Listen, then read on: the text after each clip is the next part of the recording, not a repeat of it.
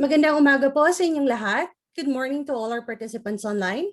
My name is Nazreen Castro, the branch manager of the Climate Reality Project Philippines, a non-profit organization dedicated to catalyzing a global solution to the climate crisis by training and mobilizing people to become powerful activists, providing the skills, trainings, campaigns, and resources to push for aggressive climate action and high-level policies that accelerate the just transition of sectors into a low-carbon economy. It is an honor for me to be your host for this virtual town hall discussion entitled Moving Towards a Sustainable Future Through ESG. Our event today, which is organized by Strat-based ADRi Institute for Strategic and International Studies, in partnership with the Philippine Business for Environmental Stewardship, will serve as a platform for the private sector to highlight their environmental and social governance and sustainability initiatives. I would like to remind our participants that you can type in your questions for our guest speakers using the Q&A button at the lower right portion of your Zoom. Please also identify the name of the speaker you would like to answer your question. We will have an open forum after all the presentations. The private business sector, as a country's engine of economic growth, plays a crucial role in the achievement of our sustainable development agenda, specifically on decent and green jobs creation, technology development, and renewable energy and sustainable investments. In line with this, we are giving private sector leaders the opportunity today to share the efforts of their respective organizations in pushing for green investments. They will share with us how they are incorporating ESG principles into their business operations, reporting and asset diversifications amid the growing and urgent need to create a low-carbon, climate-resilient, and more sustainable economy. Moreover, recognizing that the private sector alone cannot address the far-reaching changes that the sustainability will require, we also invited leaders from government and civil society to provide their perspectives on the much-needed responsive policies and framework that will enable businesses to ensure compliance with ESG principles. To formally welcome us to today's event, let us call on the founder and managing director of the Strat-based Group and its policy think tank, the Albert Del Rosario Institute for Strategic and International Studies, or ADRi. Ladies and gentlemen, Professor Victor Andres Manhid. Good morning, Nas. Thank you for that introduction. Good morning, sir. Good morning, everyone. I'd like to use this opportunity to thank speakers, our speakers, are confirmed to speak, to talk, and to share their views. Allow me to share a few slides on what brought about this idea from our institute to host this virtual roundtable. In the past year, we have tracked issues that confront Philippine society. We all know that we are in this continuing public health crisis, and it has brought about inequality. It continues to bring even inequality in the digital space. And from a job poverty issue, we have seen that this long emergency has failed really to address the challenges of the service sector or the consumer economy that has driven our country for the past decade. But something that we hope we should not forget in the discussion for economic recovery is this idea of climate challenges, the need for climate action, the need for green economic recovery. And we hope that as we try to do our part in bringing this kind of discussion, hopefully we set an agenda that is brought about by whole of society. In ADR Institute, we are proud that we use data to guide us. And for the past decade, we have tracked national concerns. And key to that has always been economic issues. I even would like to use the term economic hardship after 1 year of this pandemic. Of course, respondents issued or answered in their own native language or dialect, majority are Filipino, they speak of kahirapan, kakulangan ng trabaho, mataas na presyo ng bilihin, at mababang sweldo. Considering that we are in this issue of pandemic, we have noticed that we started the year that it's not the pandemic or the health issue that really is on top of mind of people. But now it's the economic issue. But of course, we took note also of a concern for the environment, a concern on hunger. And surprisingly, the study that we did with Pulse Asia, third quarter of last year, when we were allowed to run face-to-face surveys, we're quite surprised with the result that it's not a government that the public sees in terms of addressing these economic challenges.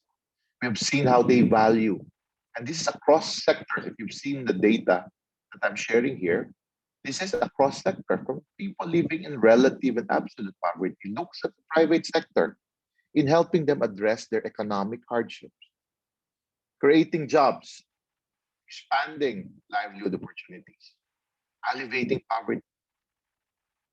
And nearly 50% said even healthcare system. We believe the private sector plays a vital role in advancing the country's sustainable development. We see interconnected challenges brought about by this pandemic in public health, the economy, and the environment. It cannot be ignored. The Philippines, as it looks for a post-COVID recovery, must pursue a green and sustainable economy that would harness new innovations and strategies for economic growth, environmental stewardship, climate resilience, and public health. I remember these two words, environmental stewardship. In 2013, with some private sector supporters, we launched in our institute the Philippine Business for Environmental Stewardship. Because even in that year, nearly 8 years ago, we saw a whole of society approach to the challenge of environment. The private sector plays a vital role in advancing the country's sustainable development. We believe that by adopting environment, social, and corporate governance principles, a new order of sustainable ecosystem will arise. And we took note of this is one of the key advocacies of the United Nations in their sustainable goals. And we believe it's not only a government that can help us attain these goals in Philippine society, but more so the role of the private sector, the role of civil society, working together with the public sector, building a green economic recovery agenda. So as we look and face the challenges of this pandemic and look beyond it, we believe the private sector ESG initiatives can find synergy with the whole of society advocacy of the strat-based ADRi Institute.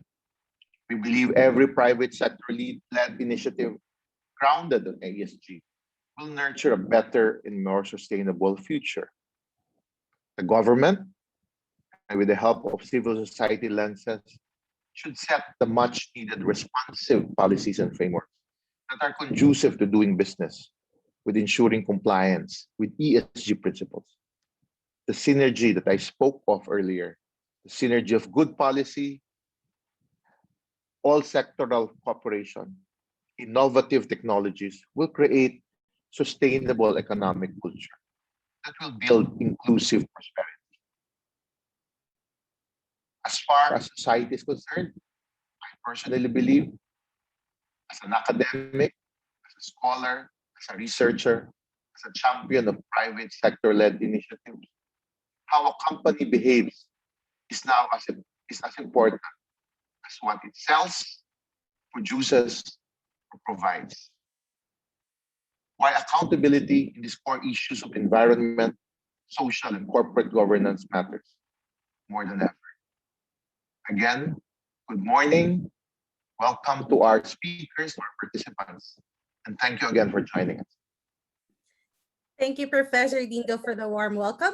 Finance Secretary Carlos Dominguez already said early this year that the strong private sector is key to the sustainable recovery of the country this year. We'll talk more about this as we listen to our speakers. Indeed, our event today aims to foster dialogue and promote cooperation among the private business sector, the government, and the civil society on strategies, policies, and actions needed to leverage private sector investments for sustainable development. Yan yung sinasabi ni Professor Dindo na whole of society or whole of nation. I will not make you wait any longer. Let us now proceed with the presentations of our esteemed roster of speakers. Our first speaker will talk about the policy frameworks of the Department of Environment and Natural Resources for sustainability that ensures the private sector's compliance with ESG principles while still being conducive for doing business. Ladies and gentlemen, we are honored to have with us today the Undersecretary for Finance, Information Systems, and Climate Change of the Department of Environment and Natural Resources, Undersecretary Annalisa Revueltate.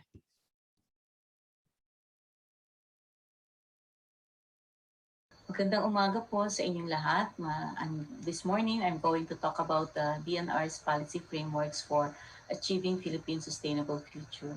The outline of my presentation includes the backdrop of the proposed pathways to sustainable future, the existing policy frameworks that we have, including the Philippine Development Plan, and the pathways to sustainable future that we should all be adopting. As a backdrop, as we all know, it is now well established that COVID-19 is a result of human impacts on nature, reflected in the growing threats to biodiversity, forests, and oceans. So COVID-19 is a clear indication that there is a clash between human systems and natural systems, and it is a wake-up call for humanity.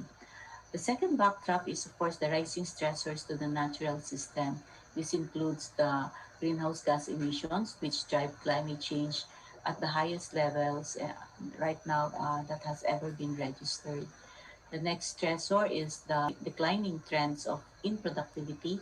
About 20% of the Earth's vegetated surface shows persistent declining trends in productivity. Oceans are also under increasing threat from climate change, loss of coral reefs, overfishing, and pollution.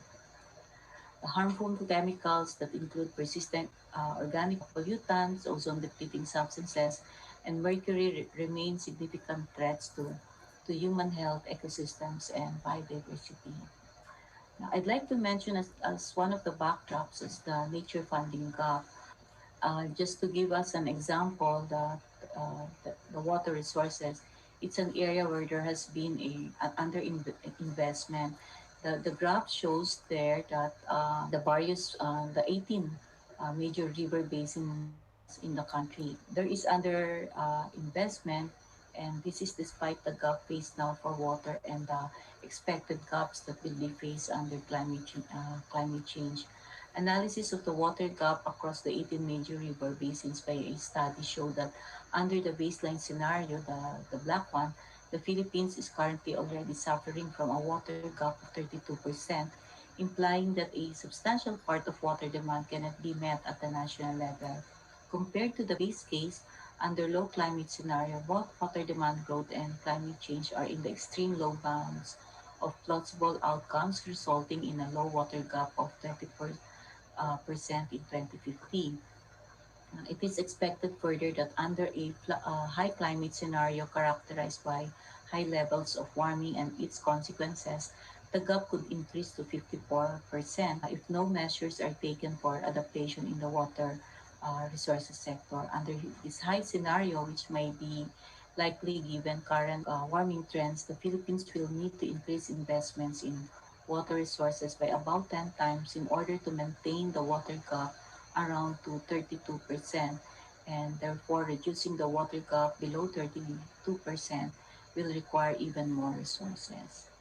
Now, what are the policy frameworks that we have now? Of course, we have first the Philippine Development Plan under Chapter 20 on ensuring ecological integrity, clean and healthy environment. It is the policy of the government to promote climate and disaster resilient structures and change and designs, fast track the adoption and implementation of green jobs assessment and certification criteria guidelines, also Green Jobs Human Resource Development Plan, and tools to monitor and account green jobs.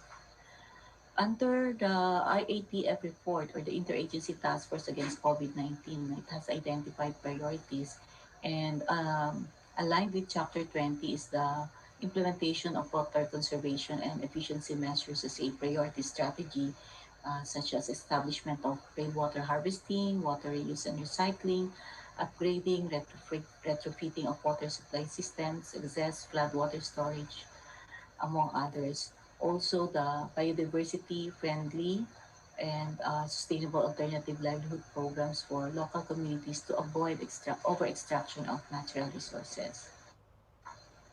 On Chapter 9, regarding expanding economic opportunities in industry, there is provision there regarding the sustainable consumption and production processes to upgrade industry operations, which I also will talk about a little bit later.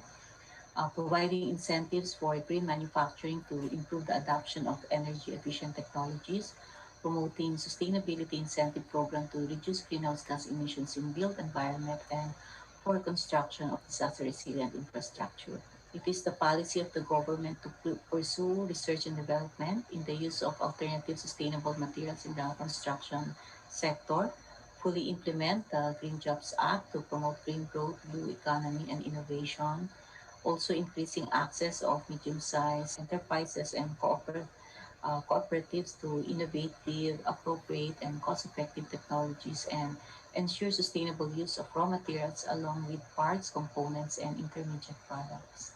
We are also prioritizing sustainable procurement of environmentally preferable products and services that are domestically produced and at par with international quality and standards, strengthen the implementation of the Philippine Inclusive Innovation Industrial Strategies, which prioritize the growth and development of 15 major industries, including that of climate change products, mobility solutions, health education, and smart cities. Under Chapter 18 on ensuring security, public order, and safety of the Philippine Development Plan, it is the policy of the government to adopt applicable standards and best practices on the adoption of resilient, efficient, and environmentally friendly designs and technologies, and focus on building climate resiliency in pursuing water supply and sanitation policies, plans, and programs. So I mentioned earlier that under the Philippine Development Plan, it is a policy of the government to pursue sustainable consumption and production, and the NEDA has formulated an action plan which envisions that the outcome of changes in the behavior of consumers and producers would result from the adoption of a sustainable consumption and production. And the action plan has two sub-outcomes. One is valuing the economic, social, and environmental impacts of production and consumption processes. And number two, enhancing the efficient and equitable resource use of firms, households, and individuals. So as you can see from the chart, the plan intends to cover sustainable resource management, design for sustainability, cleaner production and resource efficiency, sustainable transport, eco-labeling and certification, sustainable procurement, sustainable marketing, sustainable lifestyle, and waste management. Now, related to promoting sustainable consumption and production is the promotion of circular economy. This aims to catalyze circular economy approaches to reduce plastic production, consumption, and disposal, focusing on packaging, particularly single-use plastics related to food and the beverage sector.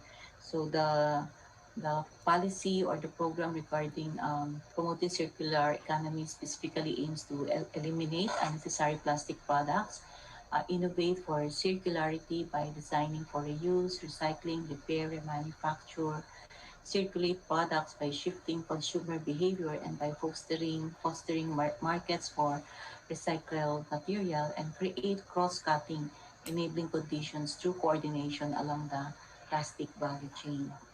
Another important policy framework on sustainable future, which I think is more related on the economic, social governance for the private sector, is the Philippine Extractive Industry Transparency Initiative. The government has issued Executive Order 79, which specifically provides for improving transparency in the industry by joining the Extractive Industries Transparency Initiative. The DNR is mandated to ensure that the mechanisms are established to operationalize the EITI in the mining sector and in the extractive industry in general. For in the case of oil or power industry, we have the Department of Energy. And Section 15 provides for the creation of a centralized database for the mining industry. At present, there are already 155 contracts pertaining to the extractive sector, which are contained in the PEITI, Philippine EITI contracts portal. And we are now starting to mainstream EITI implementation in channels no, under the theme Synergizing Transparency for Sustainability. So this seeks to streamline the reporting process and make it more efficient. Given the backdrop and the policy frameworks that we have now, what are the pathways to sustainable future that the government would like to pursue? We really need to first pursue environmental sustainability, which is the key to recovery from pandemic. If we would like to pursue economic recovery process, then we really have to look at the environmental sustainability, because securing the natural systems, given the scale and magnitude of challenges, calls for radical shifts in how natural capital is factored into decision making, not only by the government but also the businesses. And since natural systems are interlinked, our solutions must be integrated. Second pathway is the green growth opportunities amidst pandemic and post-pandemic.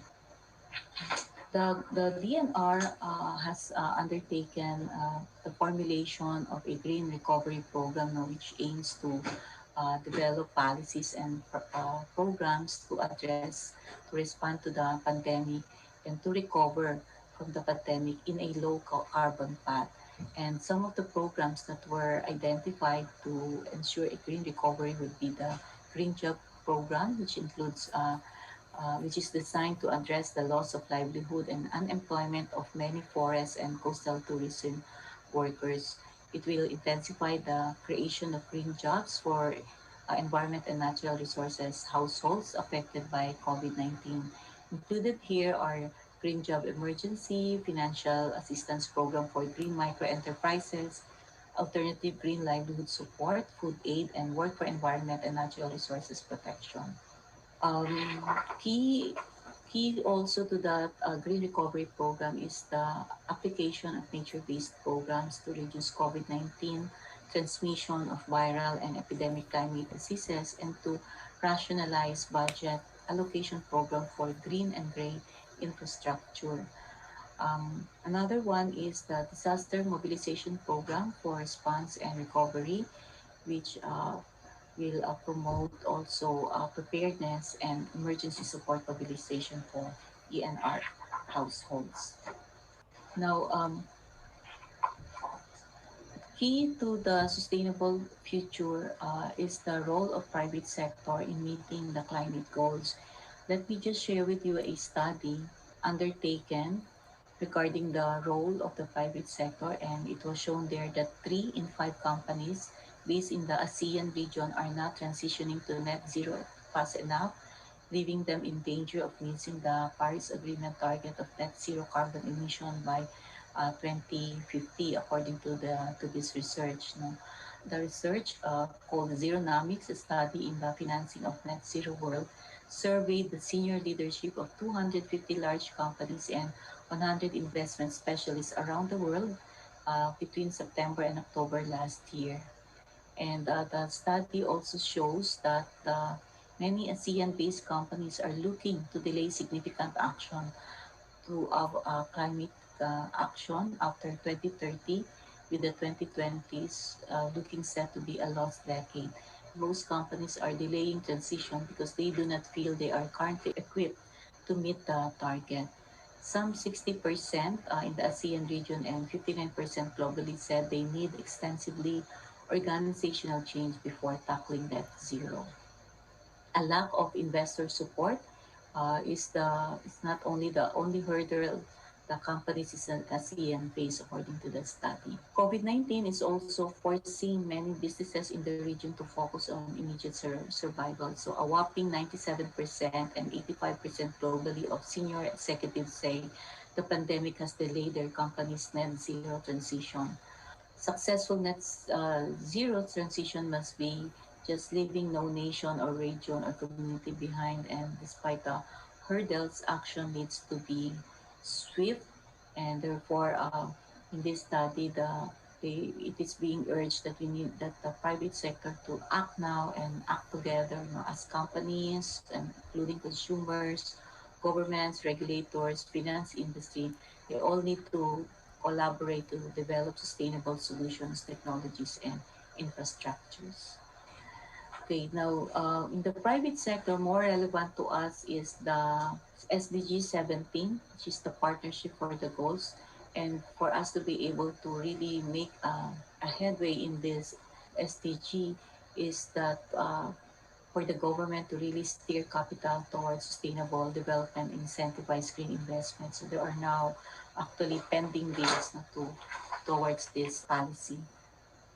Another pathway for sustainable future that we would like to pursue is to really go into turning digital technology innovation into climate action.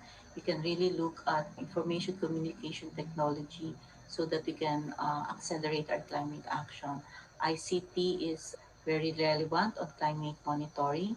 So information pertaining to climate, weather, precipitation, pollution, and disasters is critically important in understanding climate change and its impact on the environment. So we need to monitor these activities to provide daily forecasts, long-range predictions, study climate change for environmental protection and economic development, and for the safety of life and property.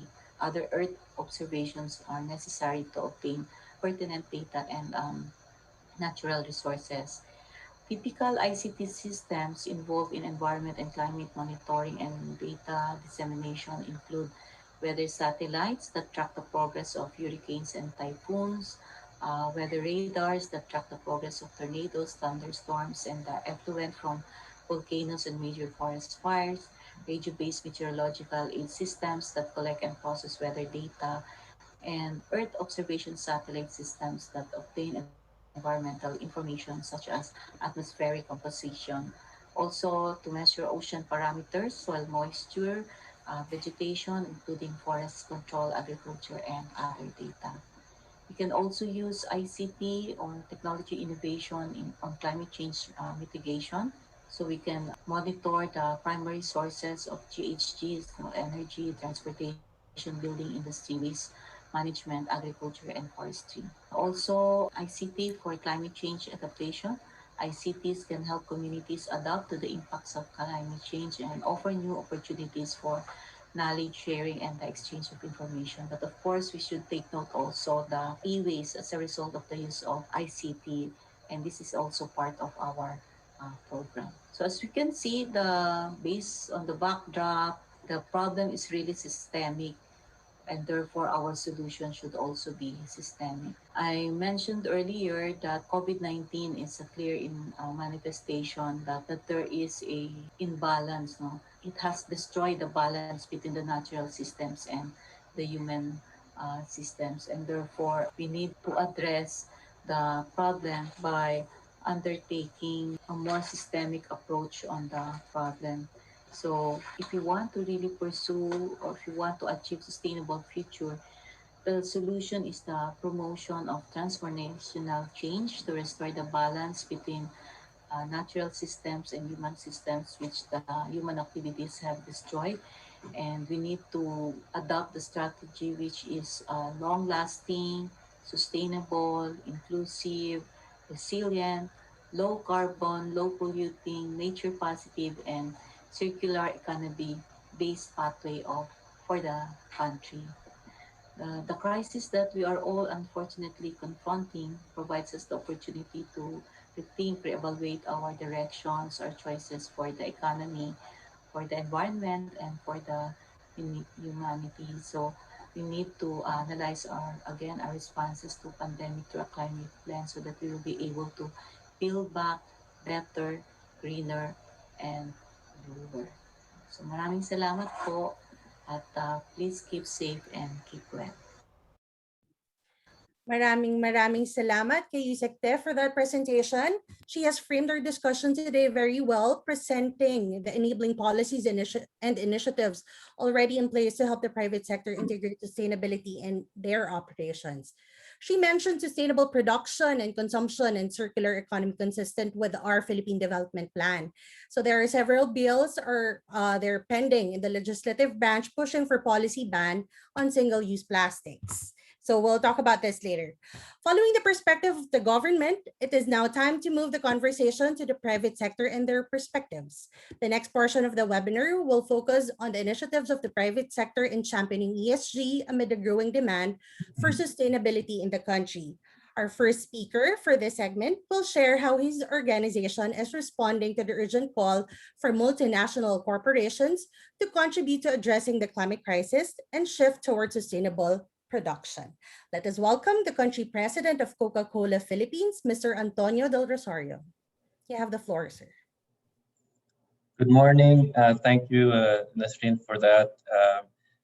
Undersecretary Te, Dean Dumanit, Strat-Base team, and all attendees. Good morning, and thank you for allowing us to speak today. Nasrin, I just want to check if the PowerPoint can be seen. Yes, sir. You just have to put it on presentation mode. Thank you. Great. So today, I'll be sharing with you the story of Coca-Cola, how we're making a difference and how we're making it happen. If you allow me, I'd like to start by saying that the Coca-Cola company is a 109-year-old company. It is been in the Philippines since 1912. We're the first country outside of North America where we established bottling operations. And our mission is to refresh the world and make a difference. And we do that here in our operating unit by doing good for people, doing good for business, and doing good for society. We have what we call our 3 Ws, which is our priorities on sustainability. The 3 Ws are on water, waste, and women, and I'd like to talk about these 3 today. Let me start with water. Our global commitment on water, which we laid out in 2010, was to replenish 100% of the water that we consume in all our products and in all our factories and the water that we use every single day. Happy to say that we met our target in 2020, and I will be sharing with you what that accomplishment is in the Philippines in the following chart.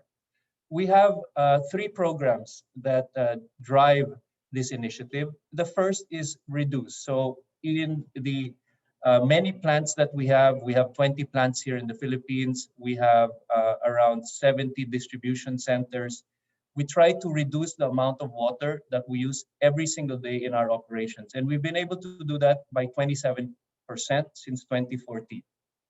The second way we do this is through reuse. So in the plants itself, we actually treat our water, we safely return it, and we use it over and over again so that we can reduce the amount of water that we consume. Third, and very important, is what we call our Aguas replenishment program. And I would say that this is the heart. This is where most of our water replenishment comes from. We have 4 key programs in the Philippines that we do. You see them here in the chart. We do connection of hydraulic ramp pumps and gravity feed systems from water sources into communities so that we allow these communities that are hard hit without any water to actually have access to water. We do rainwater harvesting in all our sites, and we do that across the region as well, not just here in the Philippines. And most importantly, we protect watersheds around the country. 475 hectares of critical watersheds we've been able to protect in the Philippines. This has resulted in 230,000 Filipinos in very remote areas, 240 remote areas across the country, now having access to clean water. And that brings us to the 124% replenishment of the water that we use. So we're actually net positive now in terms of returning water back into nature and to communities. Allow me to move to our second very important pillar, which is waste. We believe in the Coca-Cola Company, and we have a global commitment in a world without waste. So our vision is to have 100% of the bottles that we produce collected, recovered, and recycled by 2030. And the cost for change is very clear. You know, here in the Philippines, only 40% of the bottles that are consumed are actually collected. And 4 out of the top 5 biggest polluters in ASEAN actually come from ASEAN, and Philippines is one of the 4. So we have a 3-pronged approach to solving this problem. The first is around design. So we look at our packaging, we make sure that we reduce the amount of plastic that we use. Secondly, today already 55% of our business is actually recycled because we use glass. And it's a returnable glass business. So we're already beyond 50% in terms of recycling. Our focus, however, is really on PET. And in PET, we've moved to what we're calling recyclable PET, using recycled PET in our plastics. We use that for our brands Sprite and Viva, and we're moving that to the rest of our brands in the near future. Importantly, we believe that every packaging should have more than one life and never single use. And so the design phase is a critical piece. Our second piece is around partnering. It is around making sure that we work with the government, we work with consumers, we work with peer companies and NGOs to heighten what to collect, what to recycle, where to recycle, and how to do it. And lastly, collection itself and doing it ourselves. And allow me to share our biggest project to date, which is around building a pioneering state-of-the-art end-to-end bottling recycling facility, which we are doing in Cavite. It will be operational at the end of this year, which we call it Pet Value. It's a 2.3 billion peso investment in a joint venture with Indorama Ventures. And we'll be able to collect PET, process it through this plant, and at the end of it, that recycled PET can go back into producing new bottles and new products, creating that circular economy that Undersecretary Te was talking about. This also enriches the lives of the people in the value chain as we do this.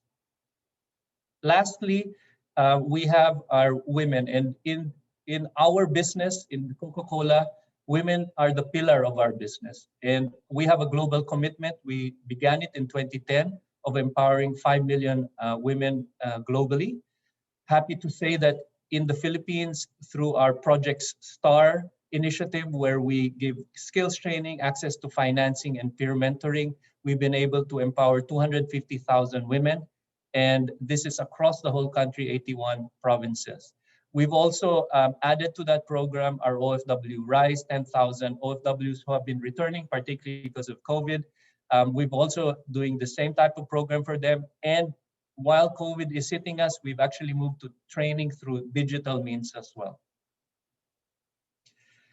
This program took a stronger meaning during the COVID years. So we have a Project Restart program where we help women, particularly those running sari-sari stores and carinderias, with access to bridge financing, and also making sure that they know and learn how to operate a store safely. So this program and the last 10 years program with STAR has been multi-awarded. It's a pioneering program. We received from the UN Women Empowerment Award on Community and Industry just last year. We work very heavily with the government in this, with TESDA in particular. And finally, as we're talking about the future and climate action, we do have a global commitment to reduce our emissions, carbon emissions by 25% by 2030 and zero carbon emissions by 2050. Happy to say that in the Philippines, of our 20 plants, 65% of the energy we already use today is all renewable energy. We use geothermal and we use solar, and we continue to increase that percentage in the coming years. This has allowed us to reduce the amount of energy in our bottling facilities while actually creating and generating more bottles for our business. So to end, it's a journey. It's never perfect, but we always challenge ourselves to go beyond good for our people, for our business, and for society and the planet. And we try to refresh the world and make a difference every day. Thank you very much, and back to you, Nazreen. Thank you so much, Mr. Del Rosario, for sharing with us your company's initiatives. Okay, for our second speaker is Ms. Maria Yolanda Cressantos, Senior Vice President for Corporate Communications and Chief Sustainability Officer of Globe Telecommunications, Inc. She will be speaking about how Globe, through its ESG initiatives such as investments in broad and affordable digital infrastructures and innovative platforms, is seeking to contribute to inclusivity in the country's sustainable future. Ms. Cressanto, you now have the floor. Thank you, Nasrin. Thank you also, Dindo, and to Stratbase for inviting Globe to be here. Let me just share my screen. Hold on.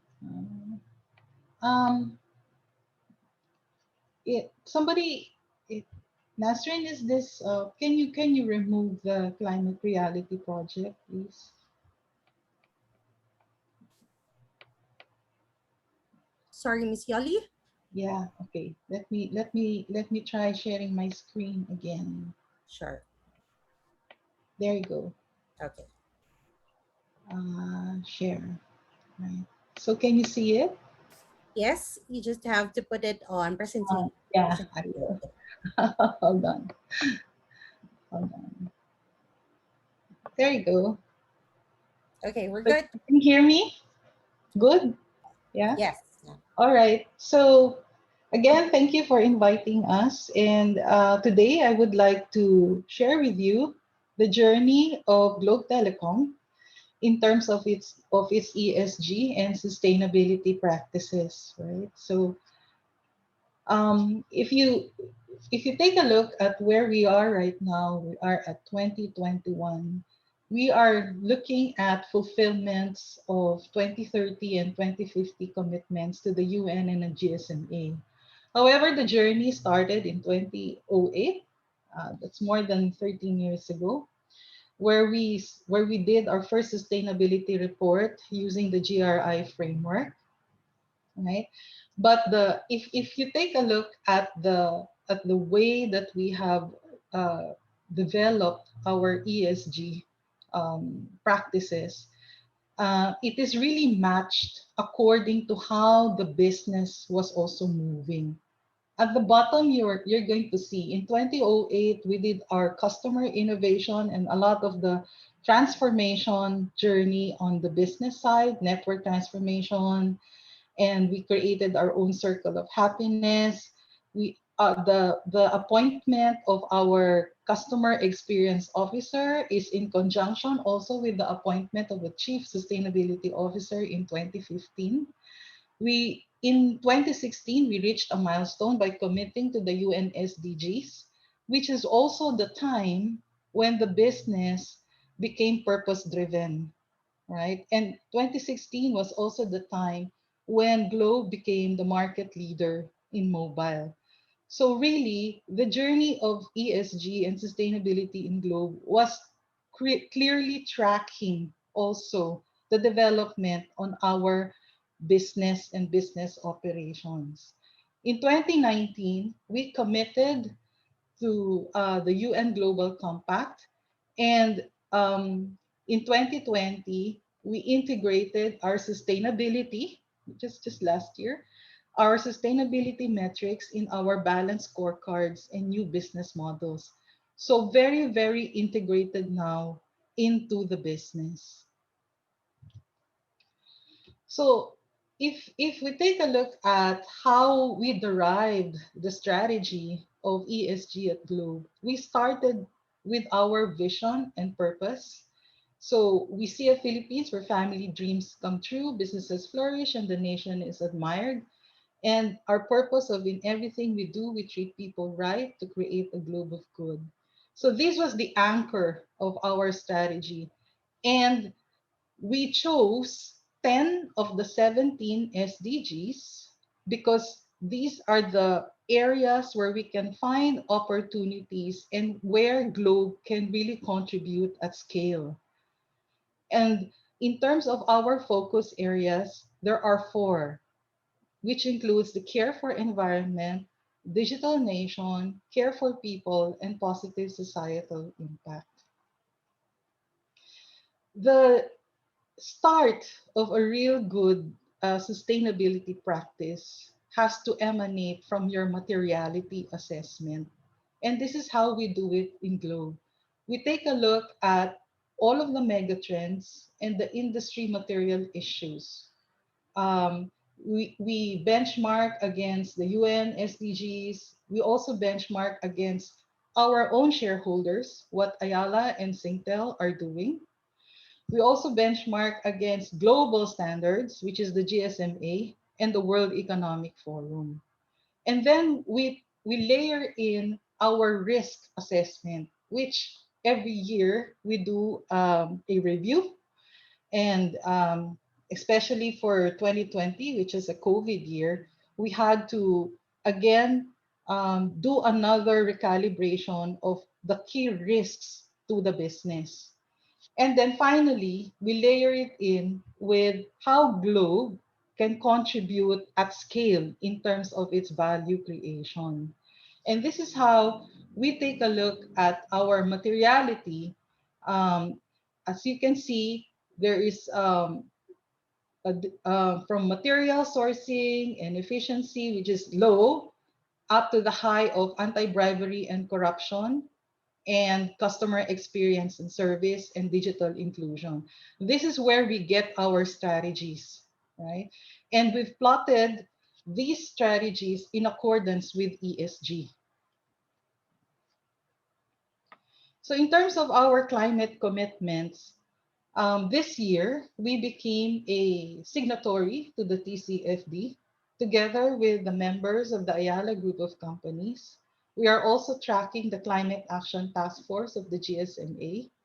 Um, and we became also a signatory to the UNGC Statement for Business Leaders on Renewed Global Cooperation. Now, the Race to Zero is a GSMA initiative alongside COP26, and it is a global initiative where more than 500 mobile operators are actually participating in. And so this is the sector that we are tracking, being part of the telecommunications sector. How we do it on a use case basis or how we execute it specifically to Globe, there are now 7 sites running on clean energy, which includes our headquarters, which is the Globe Tower. Almost 8,800 are using green network solutions. Green network solutions includes lithium batteries, our hybrid gensets, fuel cells, solar powers, and free cooling systems under ambient airflow. And if you see the green practices of the Globe Tower, we are a LEED Gold certified building running on 100% renewable energy. We have rainwater collection systems, recycling of non-potable water, and e-waste drop-off points collection. So I guess if you compare telecommunications versus, let's say, manufacturing companies and even mining industries where there's a lot of natural resources being used, telco sector is development, right? We're a catalyst for development and economic for digitalization and transformation of the economy. However, um, because we do things at scale, the footprint of Globe is actually very large. And so, what is imperative for us to do really is to be able to reduce our carbon footprint.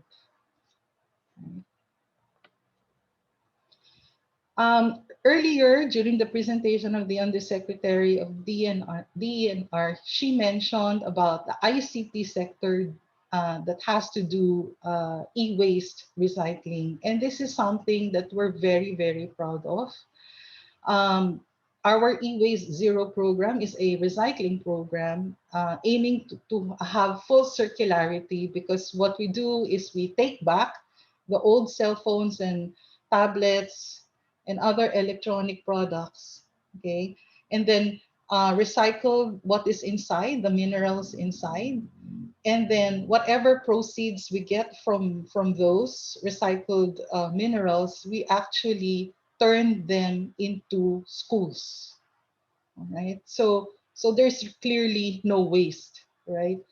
And then this program actually started in 2014. We now have more than 66 corporate partners, including organizations, LGUs, and schools.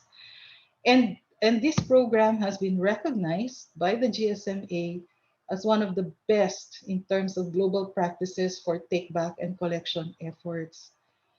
If you are interested to get into the program, this QR code is live. All you need to do is to capture the QR code. We do have a 120 drop-off points as of the moment nationwide, including a drop-off point at the Globe Tower. Globe is also great at virtually engaging our own stakeholders. Now, what we are the principle behind this is, as you keep mentioning earlier, it really takes all of us, all of us to be a part and to be able to contribute. And so Globe does it with its more than 80 million customers. So Globe engages its customers so that customers can also contribute, customers can also do e-volunteerism, and customers can also donate. And whatever donations using the platforms that we have, which is our Globe Rewards and our GCash, we are able to use those donations to be able to protect environment and do reforestation programs. So we are taking care of 3 hectares of vetiver grass in Zambales through the Mead Foundation. We also have 300 hectares of the Ipo watershed through the WWF Philippines.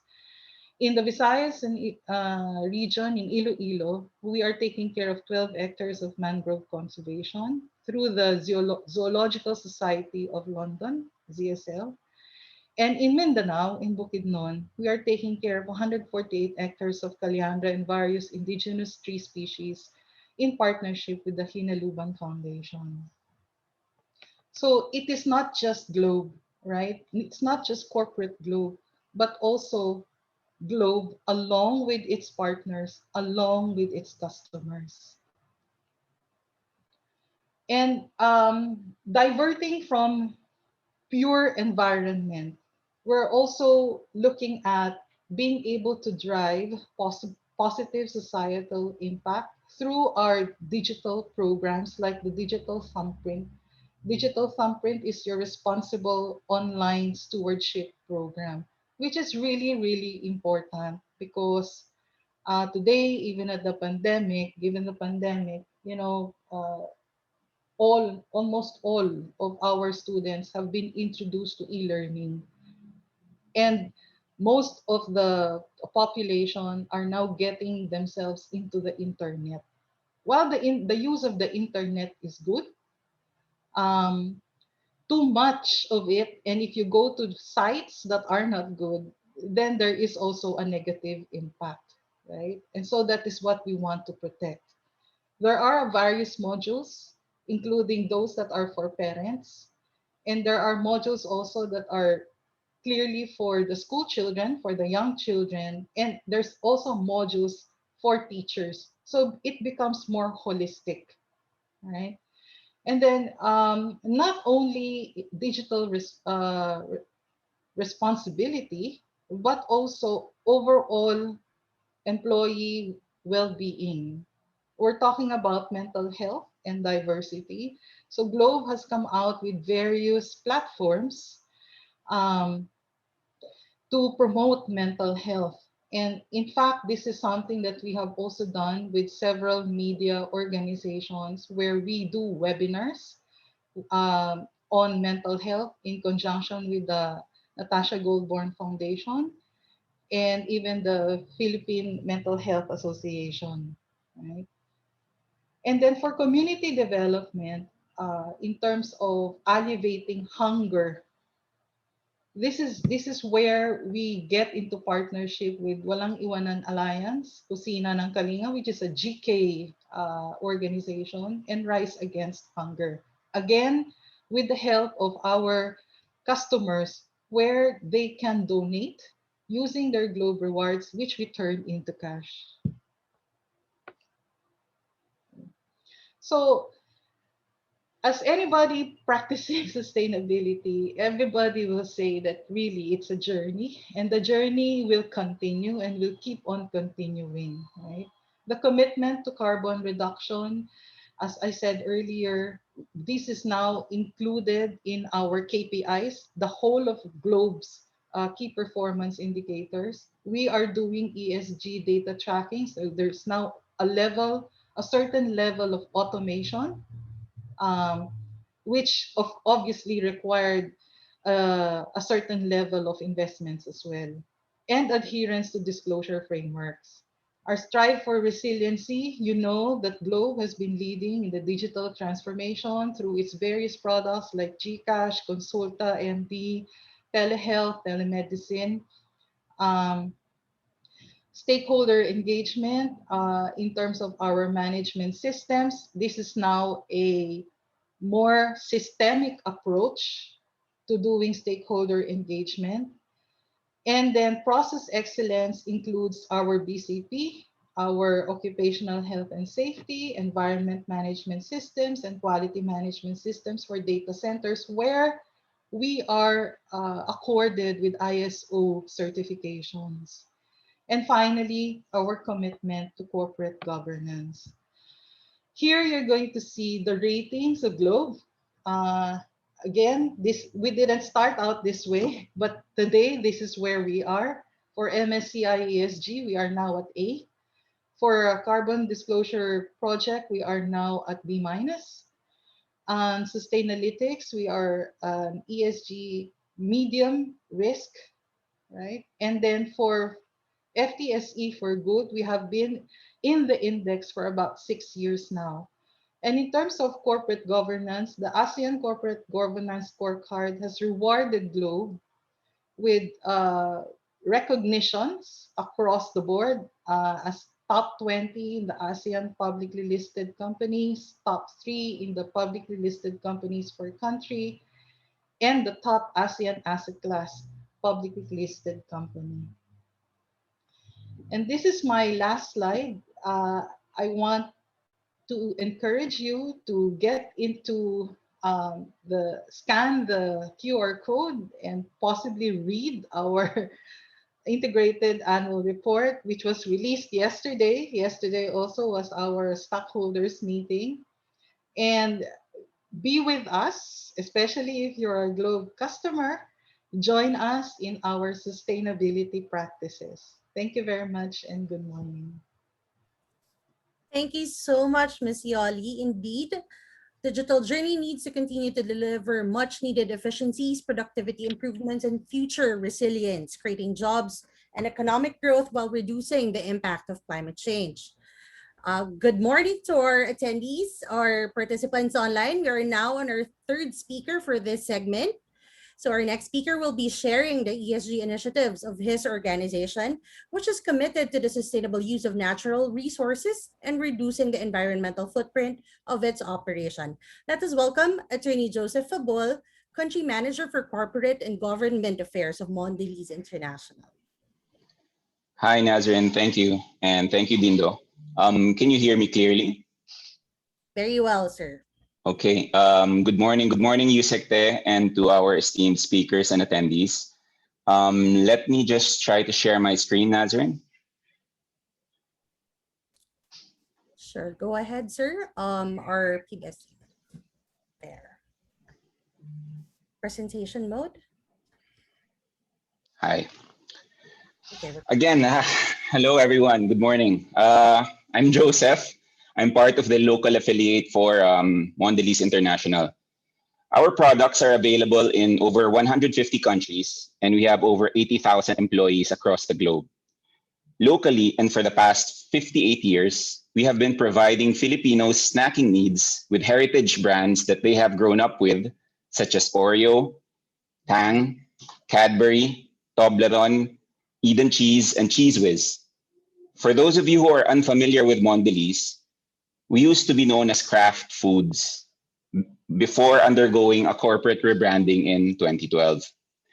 Now, the purpose of Mondelez is to empower people to snack right by providing the right snack for the right moment and made the right way.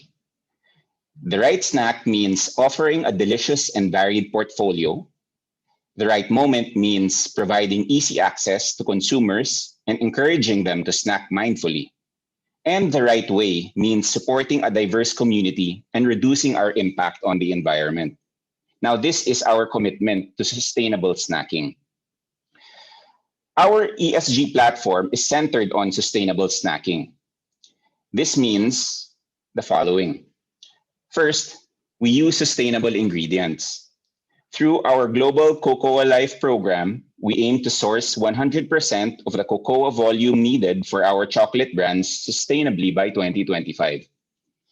Second, on environmental impact, we continue to evolve our manufacturing processes by constantly reducing the environmental impact of our operations. In fact, we are proud to source power for our Parañaque factory from 100% sustainable energy since 2019. We use a combination of geothermal, solar, and other renewable energy to make our products and power our head office. We also have a biomass boiler, which uses biodegradable sources of fuel, a rainwater treatment facility to lessen water waste, and this all contributes to the achievement of our sustainability goals. Third, on social sustainability, we've adopted 100% child labor due diligence across our Cocoa Life communities in West Africa. Locally, our Joy Schools adoption program is also celebrating 10 years in the Philippines, having adopted 19 schools and directly impacted more than 5,000 students through its 9-month feeding program. Now, this is actually, our Joy Schools program is actually something we're very proud of because it's not a one-off feeding program wherein we just come in to a school and then magpapakain ng merienda for one day.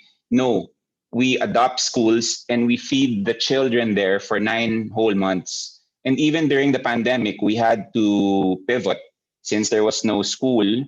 So we ended up supplying the students with the raw materials for the healthy food that we want them to have. So we send the materials to them and then their parents prepare the meals instead of us preparing the meals for them in school. And finally, on packaging innovation. We've committed to make 100% of our packaging recycle ready and labeled with consumer recycling information by 2025. And globally, we're 94% compliant with this commitment. We have also pledged to reduce our global use of virgin plastic for rigid packaging by 25% and reduce virgin plastic use in overall plastic packaging by 5% in 2025. This goes hand in hand with targeting to use 5% recycled content by weight across plastic packaging globally by the same period. So earlier we were talking about the bills in Congress about plastic packaging and recycling. And I think this is truly the first step. In order for us to be able to recycle the post-consumer plastic waste that is produced, we need to make sure that the packaging material is recycle ready. So the company has already made a firm commitment to pursue this, and we're 94% compliant with the commitment to make all our packaging material, all our plastic packaging material, recycle ready by 2025. We are also committed to reach our goal of zero waste to nature by 2030. This is a pledge we made together with our co-member companies with the Philippine Alliance for Recycling and Material Sustainability, or PARMS. And this is actually an initiative that we work closely with attorney Salud's team, Mondelez and JG Summit URC are working very closely for the projects here in PARMS. Now, to achieve this, as an industry, we commit to shift to recyclable packaging and labeling, where FMCG brand owners, along with plastic manufacturers and packaging converters, will redesign both rigid and flexible plastic packaging to maximize its recycling value.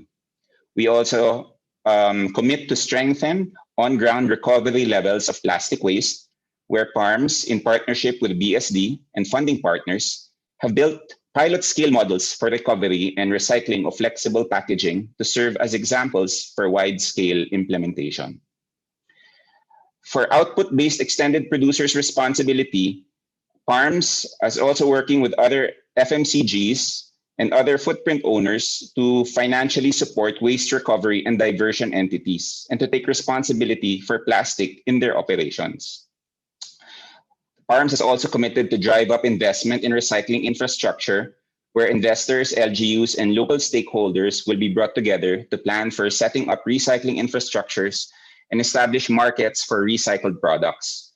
Each company will set targets for recycled content in their packaging materials to increase demand for products in the recycling industry. And in fact, we've been working with PARMS to already get the recycling facility in Parañaque near our factory up and running.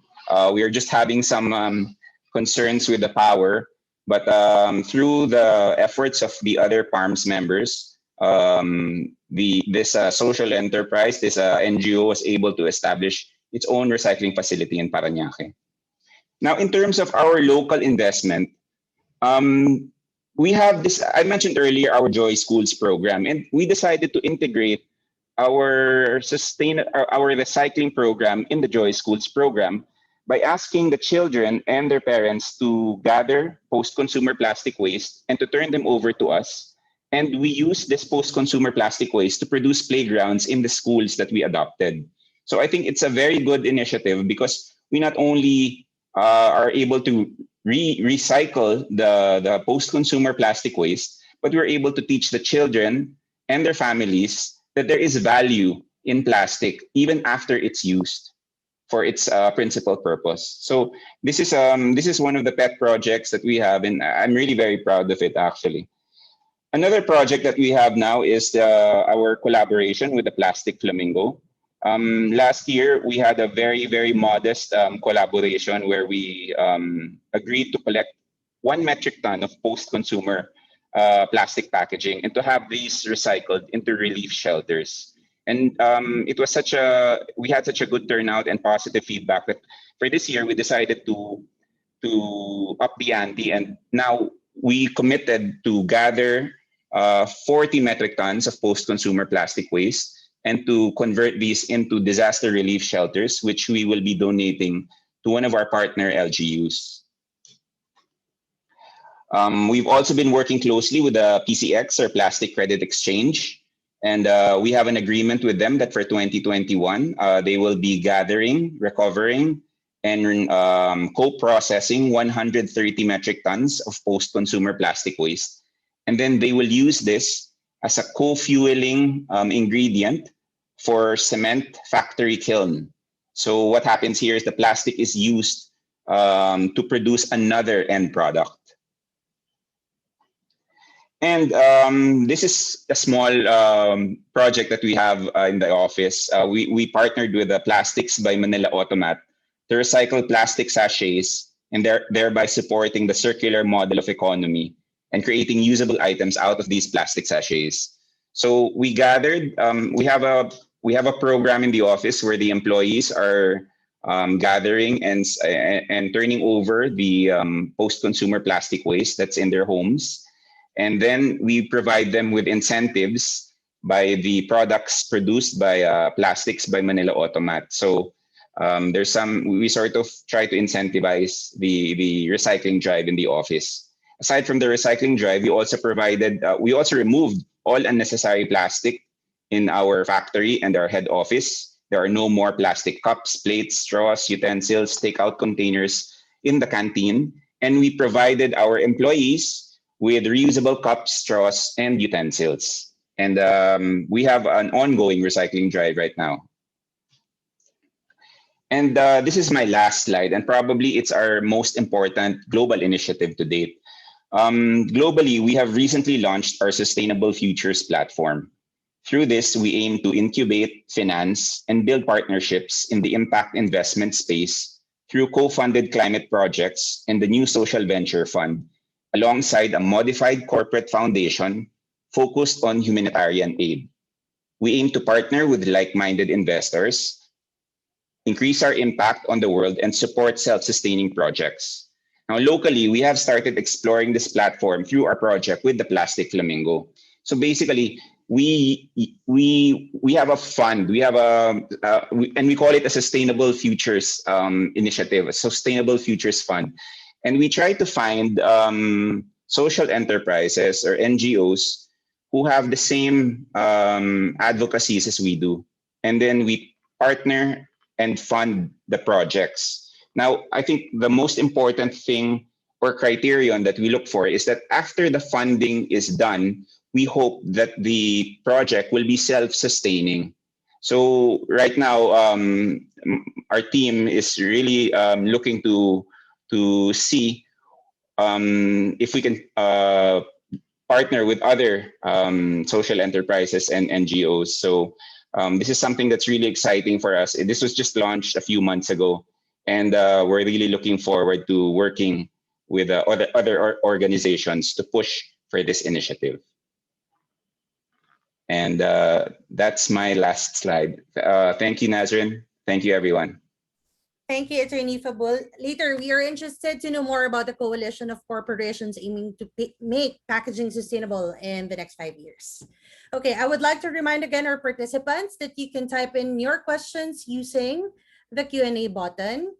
And please also identify the name of the speaker you would like to answer your question. Okay, our next speaker is Attorney Renato Salud, Senior Vice President for Corporate Affairs and Sustainability of JG Summit Holdings. Attorney Salud will discuss how JG Summit Holdings, with its ESG initiatives, is able to meet the needs of the public amidst the ever-evolving competitive landscape while mitigating environmental and economic risks and creating long-term sustainable growth. Attorney Salud, we are now ready for your presentation.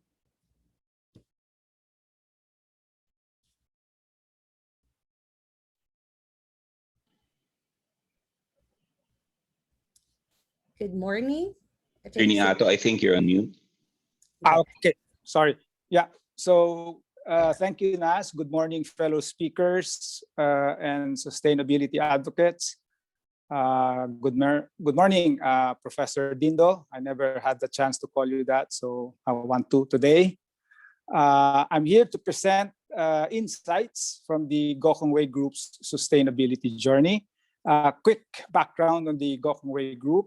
Gokongwei Group is really composed of three conglomerates, JG Summit, Robinson's Retail, and the Summit Media Group. JG Summit, as many of you know, is one of the biggest conglomerates in the country, composed of 5 key businesses: URC, Universal Robina Corporation, Robinson's Land, Robinson's Bank, JG Summit Petrochemicals, and of course, Cebu Pacific.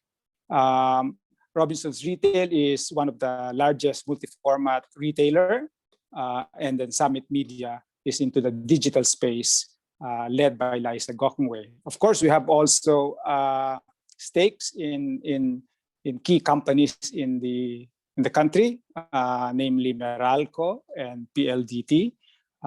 So that is really the scope of the Gokongwei Group that I will be speaking for today. Next slide, please. So what I will do perhaps is try to skip some of the areas which have already been discussed by our speakers, because as you will agree, many of our initiatives will converge. For after all, sustainability is one discipline that all of us will be looking into. So what I'll try to do siguro is highlight some of the key learnings and insights that can help others who are already started this journey or just about to start the journey. You will see in this slide, in a snapshot, our where we started and where we are today. Compared to other companies, you will see that we came in relatively late in 2018. But our company was started by Mr. John Gokongwei in 1954.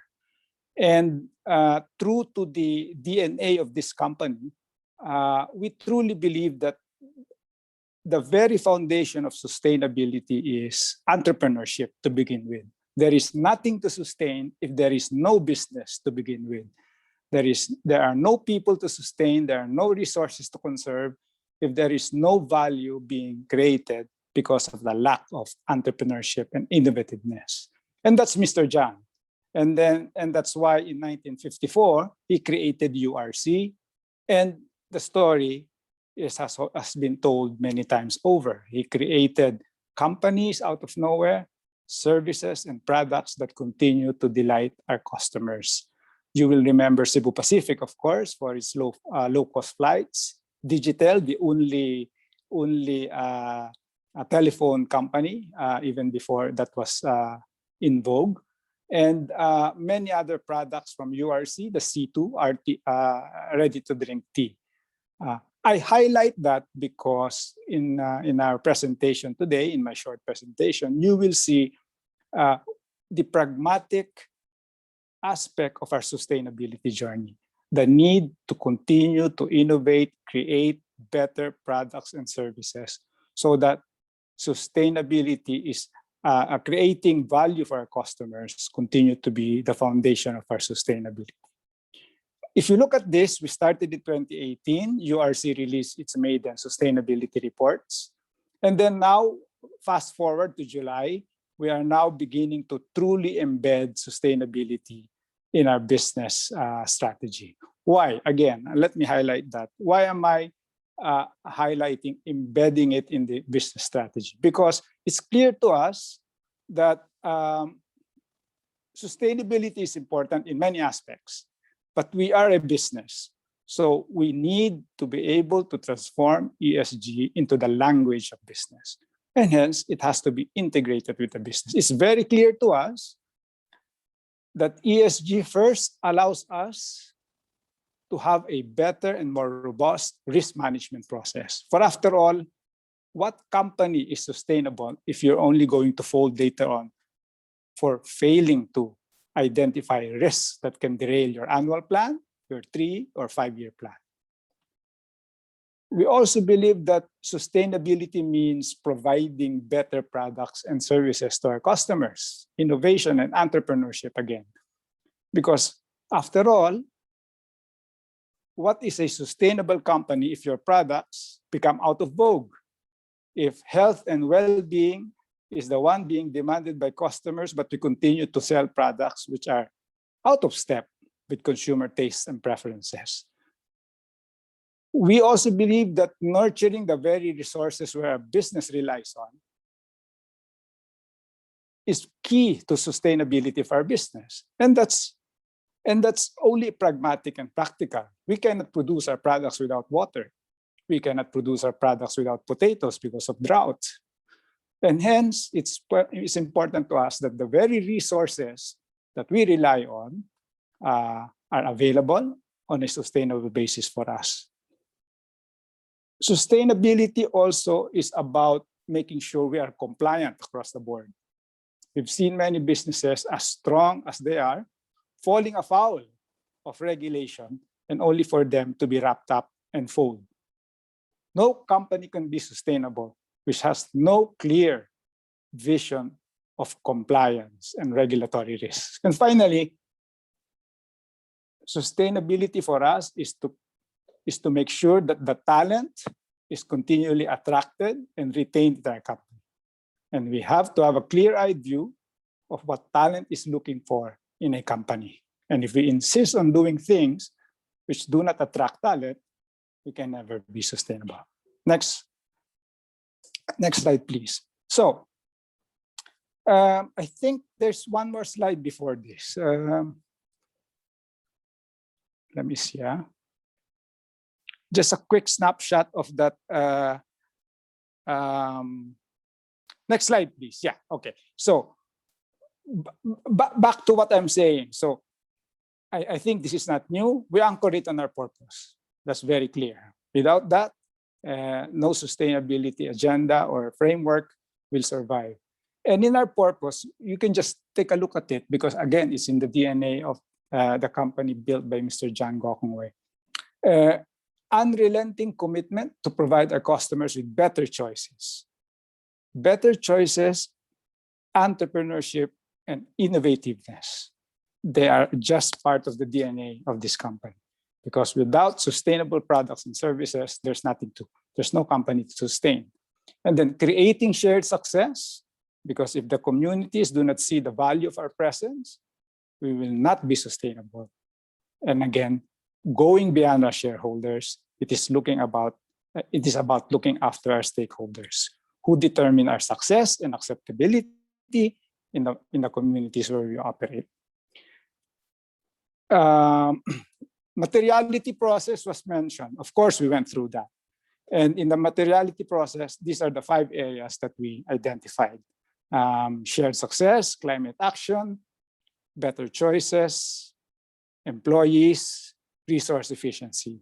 I'm not going to go through that now because all there is to say, these are rooted in what our businesses need, and that's why these were identified. And then we look at the SDGs. Again, as some of you have mentioned, we're hitting 11 of them, but we didn't look at the SDGs before we developed this. We looked into our business first with a pragmatic, hard-nosed look at what can make us sustainable. Next slide, please.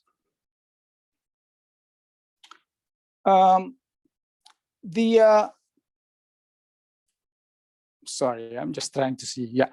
So shared success articulates our contribution to inclusive development. Now, as being one of the biggest conglomerates in the country with huge footprint across the archipelago, we know that our success means the success of our stakeholders. So making sure we hit our plan, making sure we continue to grow, making sure that we continue to be innovative and entrepreneurial is very key to us because that's the only way we can continue to generate economic value. And the economic value is something that we want and see, we intend to make sure that we distribute to our suppliers and other stakeholders. We measure this. We work with a consultancy. We try to really go on a granular basis and see, okay, the economic value that we create, how much of that is shared with our stakeholders? And we take pride in knowing that, okay, of the economic value we generate, this is how it's distributed. That makes our employees proud working for us. And that really drives our desire to be continually successful economically. Next slide, please. The impacts, I mentioned this to you. Now, all of us are measuring our water and energy, but what's clear to us and solid waste, what's clear to us is we want to be science-based. We want to work with a consultancy that will really teach us how to do this on a science-based targets basis. And we're just only beginning. You see here a slide on how we are measuring our energy consumption, GHG, water withdrawal, solid waste. But I think what we need to highlight here is that for us to really make an appreciable impact, we want it to be science-based. We want our targets to be science-based, truly measurable, and can really truly stand scrutiny. We're not yet there. We're just beginning. Next slide, please. I've said this time and again, we have 5 or 6 key businesses. Innovation drives better choices. And at the heart of that is making sure that we have a company that continues to be economically successful. I will not go through each one of them, URC, RRC, SEB, but what you will see here clearly is the DNA of the company making sure that we are not standing still and that we continue to innovate ourselves through the products and services that we provide to our customers. And that will be seen throughout our sustainability framework. Next slide, please. And then our employees. Sustainability, of course, makes sure that our employees are safe, healthy. But what I want to emphasize is our employees, sustainability means our employees are continually trained, because the educations we have gotten 20 years ago, 15 years ago, 5 years ago, may count for little in the new economy that will emerge after post-COVID. So we have made a very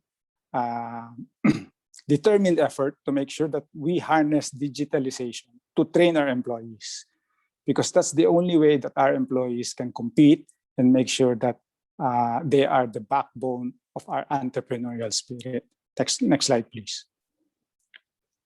My insights on our journey. Number one, you've heard this, and I think all of us will agree. For us to say that there is an ending to this is foolhardy. It's not some kind of destination, right? Second is, next one, please. We ran at our own pace while cognizant of expectations. We were not rushed into doing sustainability until our business was ready, until our CEOs were ready, until our middle managers are ready, really understanding what's the business case for sustainability. The worst thing we want is to be part of the herd, to be seen as greenwashing, to be seen as just wanting to be part of what's vogue and sexy. And you will see that's why we only started in 2016. It's because we really had to look into ourselves and see what makes sense for us. Third, please, is I've said this, there has to be a business case. We are a business. We're not an NGO. We're not an international organization. We are a business. So we make sure that whatever we do on a sustainability platform and agenda, there has to be a business case. Fourth, it's not my thing.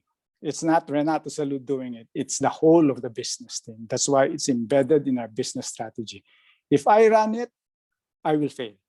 So it's clear to our business that it's not my thing. I will lead it. I will provide guidance. I will represent the company in this forum. But it is the whole of the business thing. Finally, done properly, it will be a source of competitive advantage. We truly believe that. This is not charity work. This is not something to look good. This is something that we truly believe that if we do it properly, it will be a source of our long-term competitive advantage. So I end there. Thank you very much. Maraming salamat, Attorney Salud. I would just like to highlight what you said, that science-based targets show companies how much and how quickly businesses need to reduce their GHG emissions to prevent the worst impacts of climate change, leading them towards decarbonization. Okay, our next speaker will discuss how his organization, an electric power distribution company, is determined to build reliable, efficient, effective, and greener services to help create more inclusive and sustainable communities.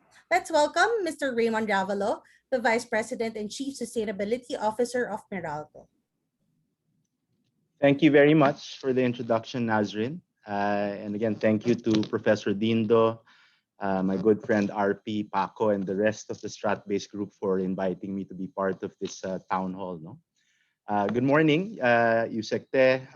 Good morning to my fellow speakers and to everyone participating this morning. Today, I will be sharing with you Meralco's sustainability agenda, aptly captured by the phrase "powering the good life." Let me begin by saying that the world we live in today is rather unwell, in many respects. The Philippines is losing about 47,000 hectares of forest cover each year. Nearly 5 million Filipinos rely on unsafe and unclean water sources. Globally, our country ranks third in air pollution-related deaths, and 1 out of every 6 Filipinos is poor, subsisting on only 70 pesos a day. Now, it's against this rather bleak backdrop that we say, business as usual. Business as we know it is no longer an option. And so in 2019, when our president and CEO, Attorney Ray C. Espinosa, took the helm of Meralco just under 2 years ago, one of his first major thrusts was to place sustainability front and center for us, really at the core of our strategy and operations as a company. As Attorney Salud just mentioned, it's got to be embedded. It's got to be the whole company that's behind it. So that's what Attorney RCE did back in 2019. So following his lead, we crafted our own sustainability agenda. And that agenda is very much rooted in what Yusekte described earlier, the United Nations Sustainable Development Goals, or what we commonly know as the UN SDGs. Now, as you can imagine, our focus here in Meralco has been and continues to be on UN SDG 7, or the drive to deliver affordable and clean energy. Now, in as much as UN SDG 7 is central to us, we actually are able to promote and support as many as 10 other SDGs through our various businesses and initiatives in the Meralco Group. As such, we have developed what we call our very own sustainability agenda. And as I said, it's called Powering the Good Life. And this agenda, Powering the Good Life, is marked by a distinctive focus on 4 pillars. First, power. Given our aspiration to provide what we call energy for all, always, we exert supreme effort to provide affordable, accessible, reliable, and clean energy to all we serve. Second, planet. Here we capture our initiatives to help protect and preserve our, essentially our one and only home. Third, people.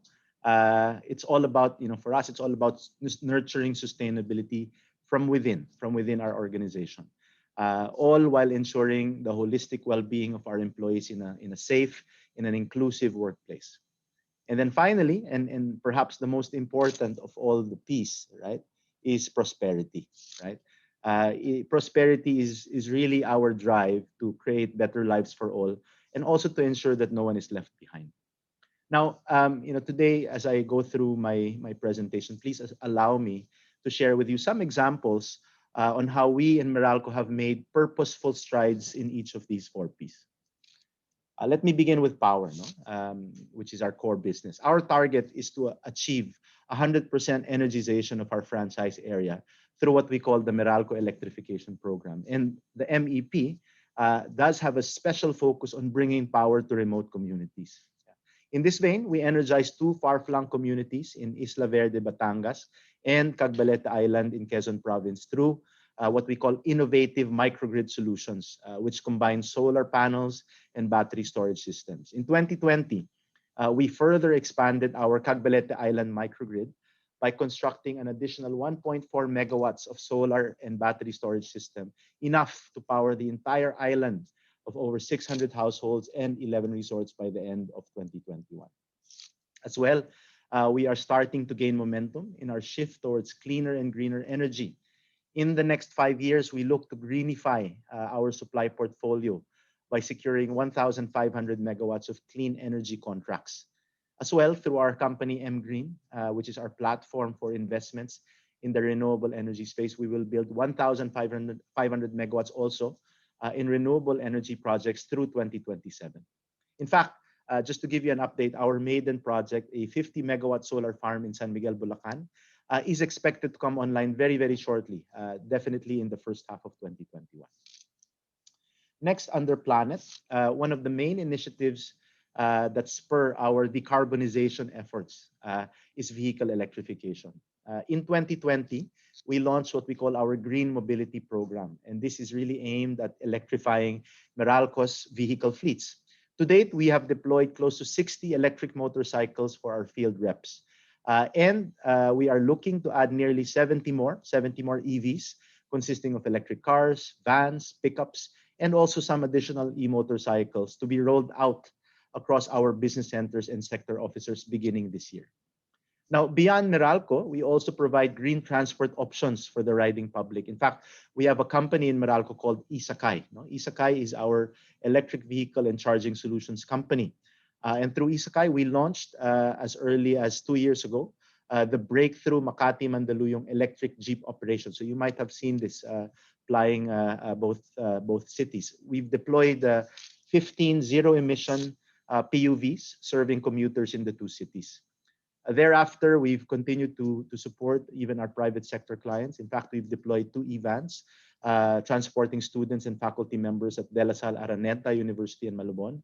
And most recently, working also with the public sector, we deployed 5 e-jeeps in Marikina, applying the city's what they call the heritage route. Still under Planet is our resource conservation and efficiency program, which we launched to reduce our own use, Meralco's own use electricity consumption. So we try to minimize that as well. So apart from energy efficiency measures such as replacing our lighting fixtures with LED alternatives, we are also expanding the footprint of solar panels in our own facilities. In fact, this year we are planning to solarize the building I am in right now, the Lopez building, which is our main building.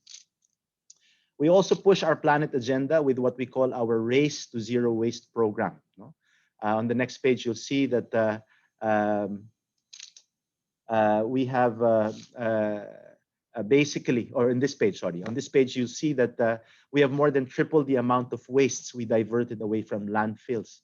So not just reducing our waste per se, but repurposing and reusing as much of that as possible, so we can divert them away from landfills. Last year, we were able to divert 55% of our waste from a baseline of only 17% in 2019.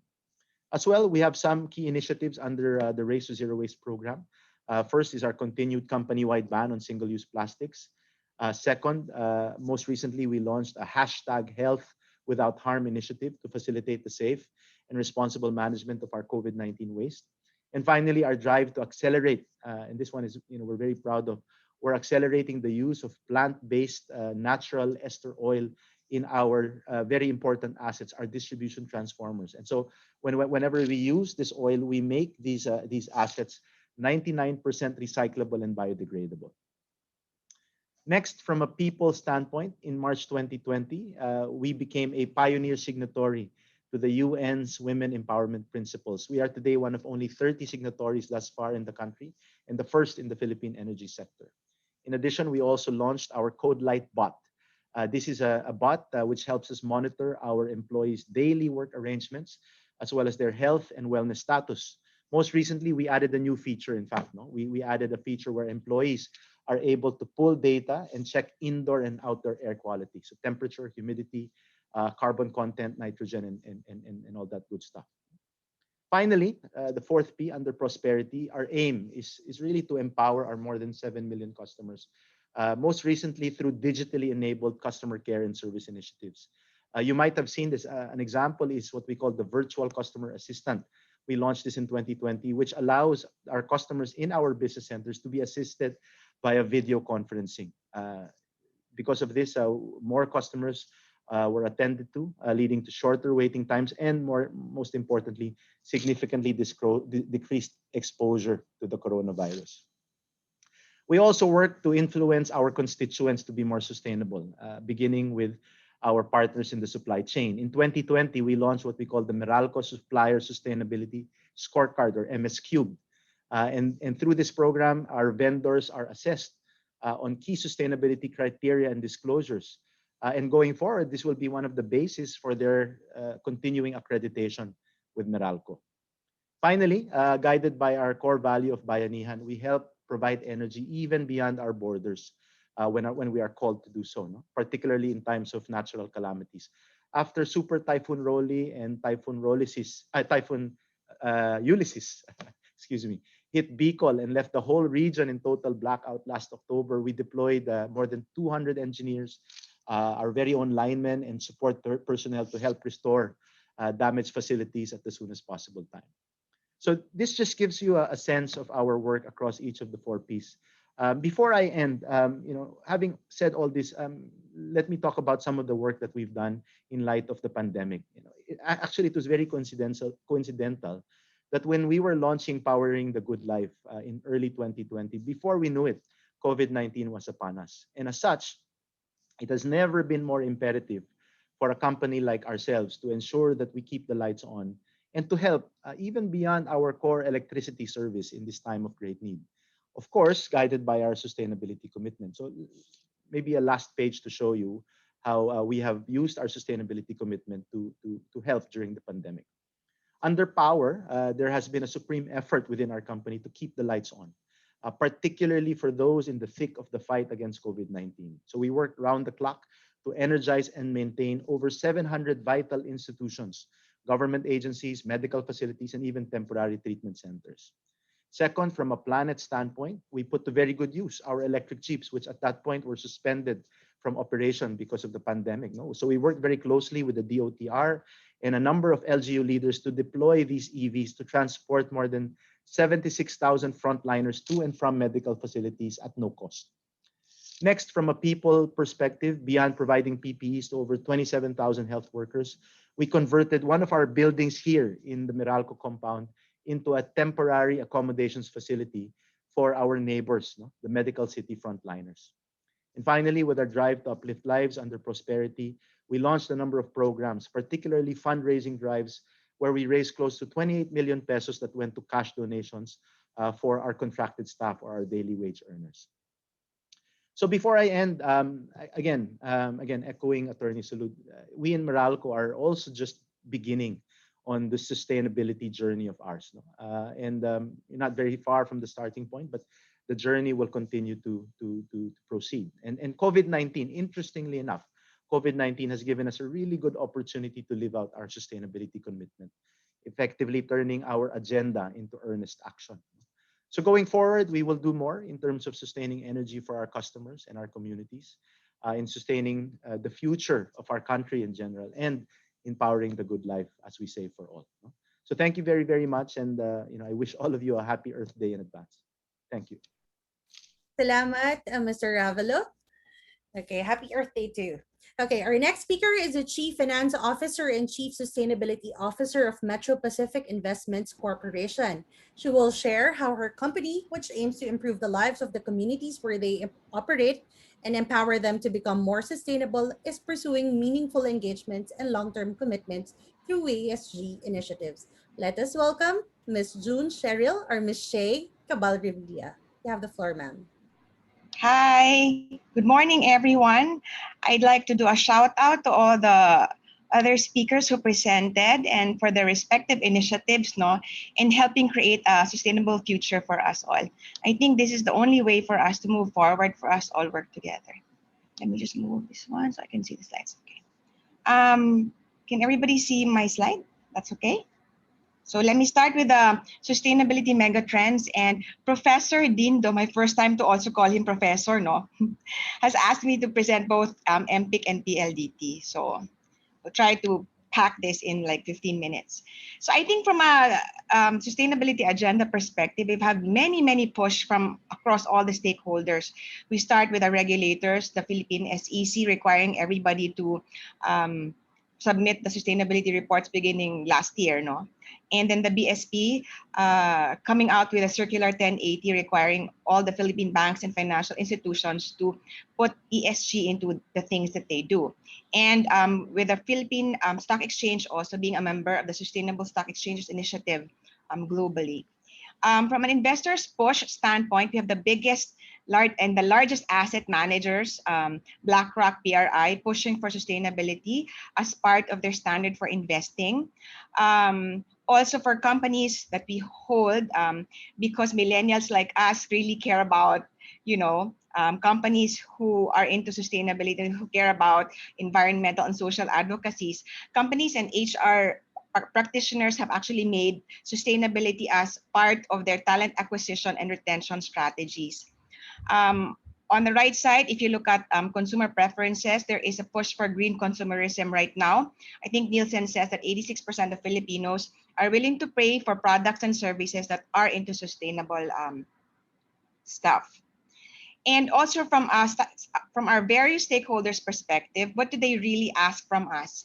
They ask us to assert three things. No, one, that we manage our key impacts on the economic, environmental, and social aspects. Two, that we conduct our business in an ethical manner hinged on our respective corporate governance policies. And three, that our products and services actually create value to society, and it sort of contributes our Philippine development goals and to the overall UN SDGs as well. I think from a sustainability reporting framework, it's fairly diverse. For the not so young ones, I think if you can sort of remember the past when we had accounting standards under US GAAP, Philippine GAAP, Japan GAAP, UK GAAP, all the countries had its own accounting standard, right? So it is sort of the same. For now, we have GRI, SASB, TCFD, IIRC, but we think that this will actually integrate sometime in the future. And I think midterm for July 2021, both SASB and IR will be integrating themselves into a value reporting foundation already, which is kind of good for us because, you know, less work, less pressure. For our investors, believe me when I say this, I have been doing the rounds. I've been talking to investors and analysts mostly on a daily basis. No, they're really into impact investing. UBS is saying that their clients only want their investments to make a difference in the world, right? And then for APG, which is the largest pension investor in the world, they're into responsible investment as well, and taking a look at investments in the context of not just financials, no, but of risk, costs, and ESG as well. For State Street, they're also saying that they have implemented an integrative approach for investments, putting ESG into the heart of the things that they look into. And finally, BlackRock. This is their CEO, Larry Fink. He's really pushing for sustainability. He's actually saying that every company must not only deliver financial performance, but also show that it makes a positive contribution to society because both purpose and profit are actually linked. So sharing with you from our MP Group perspective, where we're future-proofing ourselves through sustainability, just so you guys know, if you're not familiar with MPIC, we're actually the holding company of various operating companies that you know. MPTC, we own the NLEX, ECTEX, and Cavitex, and Calax, Toll Road, so you're using our infrastructure.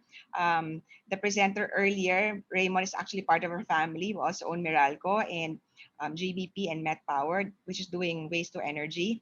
We also own Maynilad. And outside the franchise area of Maynilad, we also own MPW, Metro Pacific Water. And we are also into other industries, including logistics. I'm sure you've actually heard that the vaccines that have been coming into the Philippines are housed under our logistics company. We are also an investment of LRT. And we also own 19 of the biggest hospitals in the country. And we're about to launch a telemedicine app called MWell. You should actually download it. It's really, really cool. And we've recently just invested into an oil storage company in Subic. So for MPIC, our mantra is really to do sustainability more than just compliance. And this is just to share with you that our board and our top leadership have actually put sustainability into the core of the things that we do. And we have been tasked to do sustainability on a group-wide basis. And with that, we actually put together an MPIC Group Sustainability Council. And we've also enhanced our framework with that, which I will share with you in the next slide.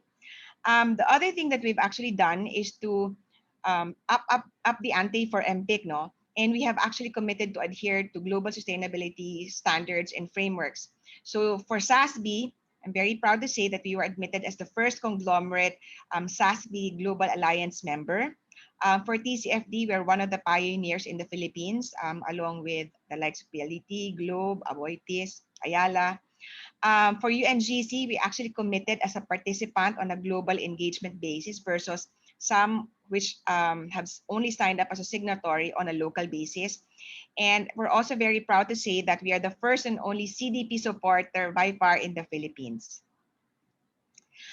In terms of our sustainability framework, we tried to put it in one picture, no? So it sort of gives us guidance for all of us. We are actually guided by a purpose to contribute to national progress and improve the quality life of Filipinos across all the industries that we are in. And one of the major changes for MPIC was for us to transcend from just focusing on sustainability from a parent company or holding company basis to including and expanding the sustainability efforts of our operating entities or companies. And we have mapped these according to the stakeholders that we touched, our thrusts in our business, in our industries to transform, perform, and grow, and map them according to the global sustainability central themes of ESG, right? And we have also put in accompanying sustainability pillars across the business, which include exceptional service, operational efficiency, environmental stewardship, human capital excellence, positive community impact, which is common for all, and governance and business ethics. And along with that, we've actually put in our focus areas also on progress by enabling genuine progress in development in the things that we do.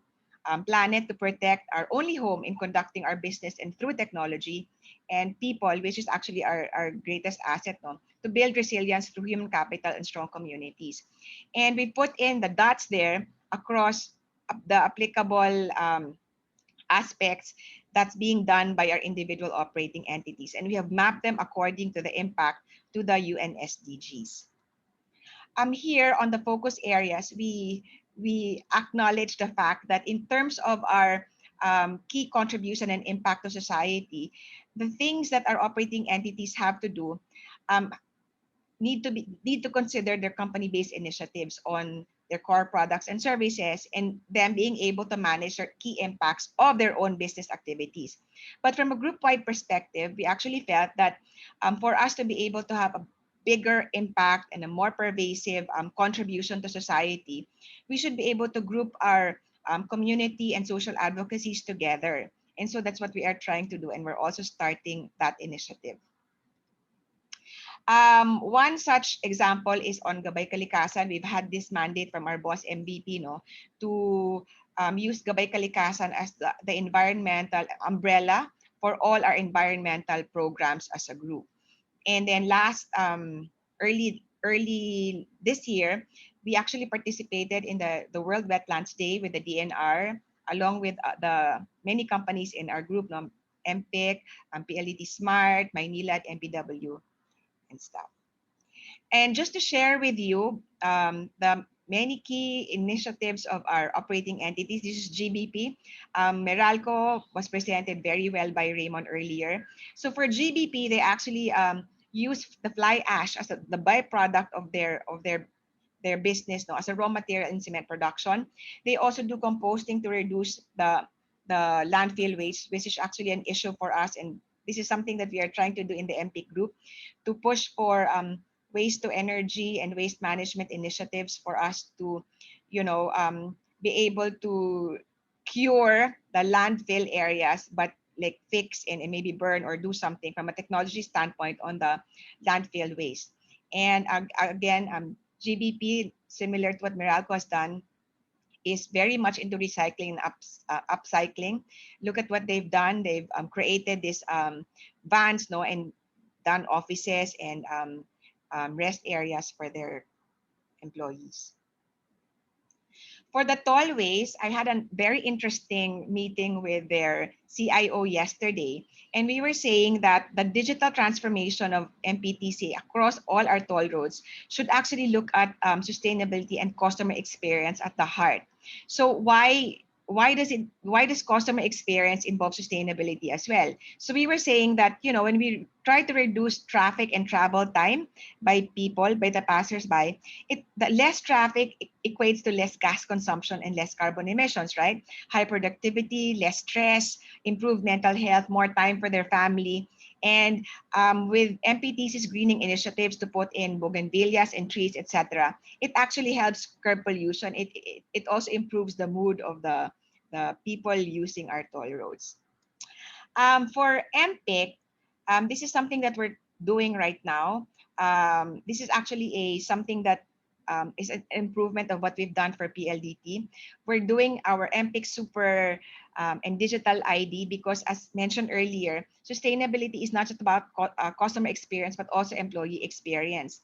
So for the women out there, you know, right, that when it's so taxing to have several IDs that sort of bulk up our wallets and our bags. So here we're trying to put everything together, from our company ID identification to the access card, which is actually separate for us in MPIC right now, to the ATM card where Ludet and the payroll will actually put our, you know, monthly salaries, etc., and our benefits.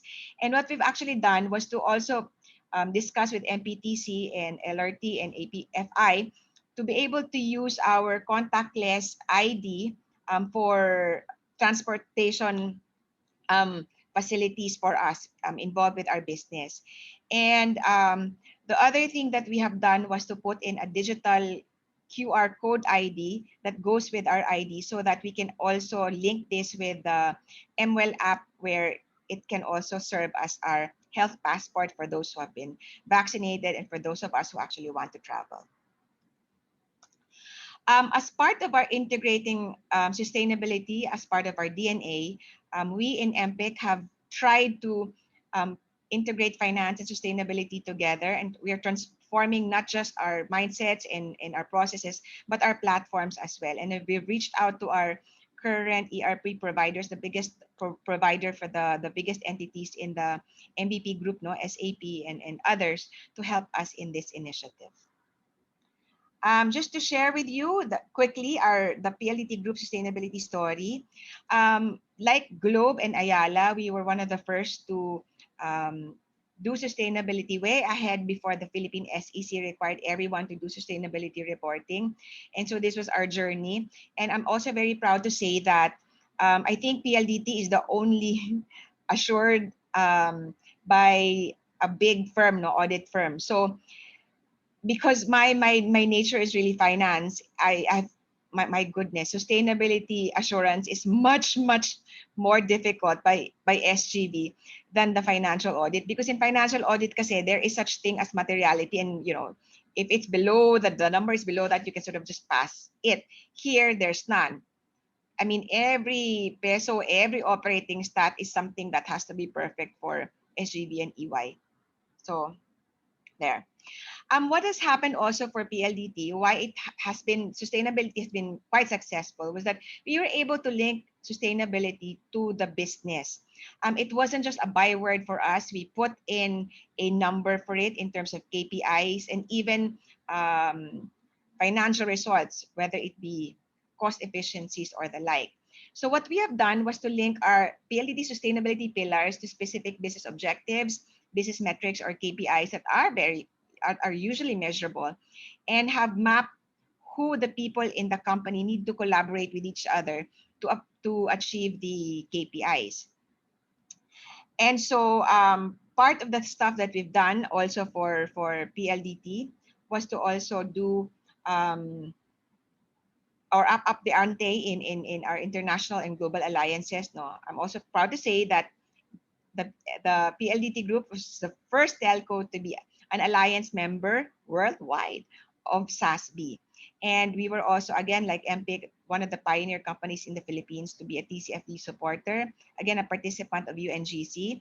And that PLDT right now is the only member company in the Philippines under the Business for Social Responsibility Alliance. This actually include the likes of Amazon, Facebook, Google, etc. And through this, PLDT is able to access tech innovation, future labs, and learnings from all the bigger companies into sustainability. And as what Jolie mentioned earlier, for Globe, SMART is also part of the GSMA. When I was there, I was part of the GSMA Climate Action Task Force. And to Attorney Salud's point, we were the ones who actually put in certain science-based targets for the mobile operators as a basis for its climate action toolkit. So kind of interesting. Because PLDT was the only telco Global Alliance member, we were actually asked by SASB to present what the things that we do, even our disclosures and things on sustainability. We had over 180 investors at that time, and the overall feedback from SASB was that we were commended for coming up with a great first SASB report and for being such an industry and regional leader. And one of the major investors also from Australia actually said that, you know, our reports and the things that we do actually show self-confidence of us in sharing, tracking, and capturing all of our information, which gave a strong perception for all to see that PLDT was run well and has a reporting and sustainability embedded in the culture. This one, with Yusek Tess point earlier on us really having to contribute to climate action. No? Why? Because of the vulnerability of the Philippines. According to the Global Climate Risk Index, next to Japan, we are the country that's susceptible and affected by climate change. I think we experience category typhoon 4 or 5 storms, sometimes 3, maybe 20 times a year. We just had one Bising, right, that affected the Visayas region. And last year we opened the year with the Taal volcano erupting. But the thing is, even if this is the risk for us being in the Philippines, we are actually blessed with the natural resources that can help fight and curb climate change. And therefore, that is what the MVP group of companies is actually doing, embracing our responsibility to take care of our planet. And if we don't, and if we're really susceptible to climate change, right, the impact of the business of telcos for PLDT, for example, is damage to infrastructure, higher repair, service disruption, etc. And that's something that we actually need to sort of address and help mitigate. And in terms of PLDT's carbon footprint management, over the past 3 years, despite the double-digit growth and expansion of growth in base stations by 25-28% on the wireless side, 37 and 32% on the fiber kilometer expansion and reach throughout the country, we have stayed flat in the last 3 years in terms of the carbon emission at 460,000 metric tons. And this is really in conjunction with the group's Race to Zero plan by doing operational or organic efficiencies, use of renewable energy in its operations, and investing in environmental programs. For people to say that sustainability is just a byword, I'm actually living proof that it's not. There is a savings or a number, a financial quantification that come with it. And with the paperless billing initiative that we had for PLDT and SMART, we were able to generate savings of up to 600 million in printing cost and delivery cost. This was our paperless billing campaign.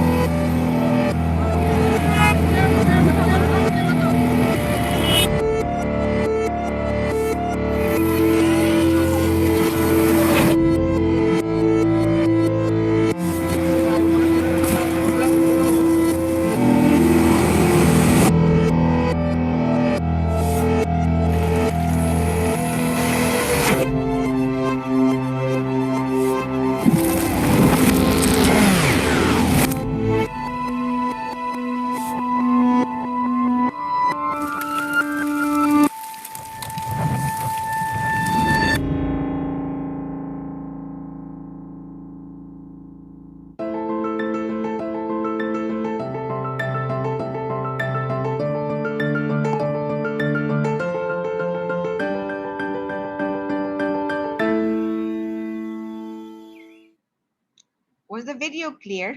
If that video does not move you to move to paperless billing, I don't know what can. And so in relation to our environmental programs, MVP has asked us to use Gabay Kalikasan as our overall umbrella for all of these initiatives. No, for PLDT, we have gone into reforestation, mangroves preservation, marine protection, peatlands conservation. And why so? Because according to the World Economic Forum, nature is the foundation for economic growth, right? Everything that we are and we do is actually hinged on nature, the air that we breathe right now, the food that we eat, etc. And so it is our responsibility to protect, restore, and sustainably manage the natural resources that we have, not just for ourselves, but for our children and our children's children. And we really put our environmental programs into the core of what we do because it touches everything. As I think we've had this discussion with Professor Dindo, that we have to put environment and our community initiatives side by side, right? Because the sources of livelihood of most Filipinos are actually hinged on the environment that, you know, or the local communities or the environment that they are into, whether it be fishing or, you know, agriculture or, you know, if they do not know what the impact of what they do will be, they actually resort to certain things that affect the environment, like illegal logging.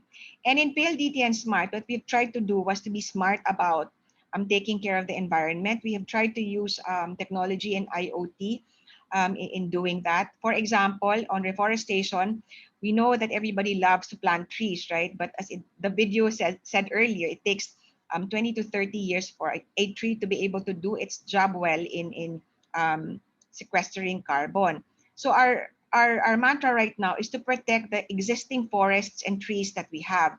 And that guy, Topher White on the picture, is actually the founder of a startup company we are working with, RFX Connection, where we put bioacoustics equipment and intercept illegal logging activities. There's a notification to the Army, to the TANO, to the LGUs, to the DNR. And by far, last year, since we started implementing that in the forests of Palawan and Rizal, we were able to apprehend 7 major illegal logging attempts. Yeah. And for mangroves protection also, we put in IoT stuff. We partnered with Samsung and Ericsson as well, where we basically taught the mangroves how to speak in terms of salinity, acidity, etc. And so we are able to make sure that they are able to survive better. I think for marine protection, that's very, very important for us as well. We've partnered with UP, Ateneo to do the coral reefs mapping because, you know, the Philippines is part of the coral reef triangle of the world, and we boast the highest number of biodiversity, marine biodiversity, which is actually very, very key because I'm sure what you guys know that the largest carbon sink is the oceans, right? And for peatlands, we have tried to also protect it because disturbing or destroying our peatlands will actually mean 8 atomic bombs of carbon emission being released out into the atmosphere. And so we tried to partner with our toll roads, for example, and even DPWH with the DNR to sort of map our infra and build programs where we help protect our peatlands. Otherwise, then it sort of contributes to 100 times carbon emission than coal, for example. And for our global wins last year, we were cited in the GSMA Digital Dividends Natural Resource Management. They actually featured 2 of our environmental initiatives out of the 3 case studies. We also won the Sustainability Initiative of the Year for our Gabay Kalikasan Omnibus Program. This was given by the Business Intelligence Group in the US. I think we were the first recipient of that in the Philippines and in Southeast Asia. And we are also proud to say that PLDT ranked number 4 in the World Benchmarking Alliance Digital Inclusion benchmark. We were, I think, shortlisted as top one of the top 100 most influential companies that does digital inclusion. And we just had a meeting about it last night on how to influence other industries for WBA. And because of our win, I was also asked by the Accounting for Sustainability group, which was initiated by the Prince of Wales, Prince Charles, to speak and be a panelist at the 2020 A4S Summit. And I was actually asked to share our initiatives along with the representatives from the United Nations, the WBA and BSR. This one just goes to show that the sustainability initiatives have been ingrained in the business units. So this is PLDT Home, the marketing people, and then PLDT Enterprise and EPLDT. Even Smart and our consumer wireless group, they're actually using stone paper for their merchandising materials. They use recyclable and reusable tarpaulins. We've also partnered with the SM group in collecting the e-waste, no? And then we were supposed to launch this last year, but the pandemic happened. But one of the key things that we're actually doing is also to collect waste. Our technology network guys have put in dashboards to monitor their KPIs. Even the support groups, IA, internal audit, and HR have their own sustainability initiatives.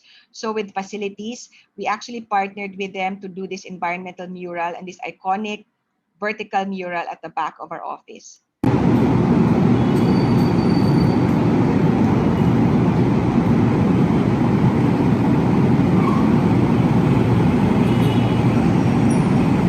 And the various business units as well. Thank you very much for having us. There you go. Thank you, Ms. Shea. And again, thank you to all our resource speakers from the private sector for sharing with us all your ongoing initiatives to incorporate sustainability in your organization's business operations. Now we go to the next segment of our presentations, which will put the spotlight on civil society leaders who will share with us their experiences in pushing the sustainability agenda in the country. Our first speaker for this segment is a non-resident fellow at the Strat-based ADRi Institute and executive director of Young Environmental Forum, whose mission is to educate the youth on their common future under climate change and engage them to live and promote sustainable lifestyles. He will talk about why civil society and NGO are key players in achieving the country's sustainable future. Ladies and gentlemen, Mr. Ludwig Federican. You have the floor, sir. Thank you so much, Nasreen. Is my audio good enough? Yes, sir. Okay. Of course, thank you to our family in Strat-based, and of course to the Philippine Business for Environmental Sustainability.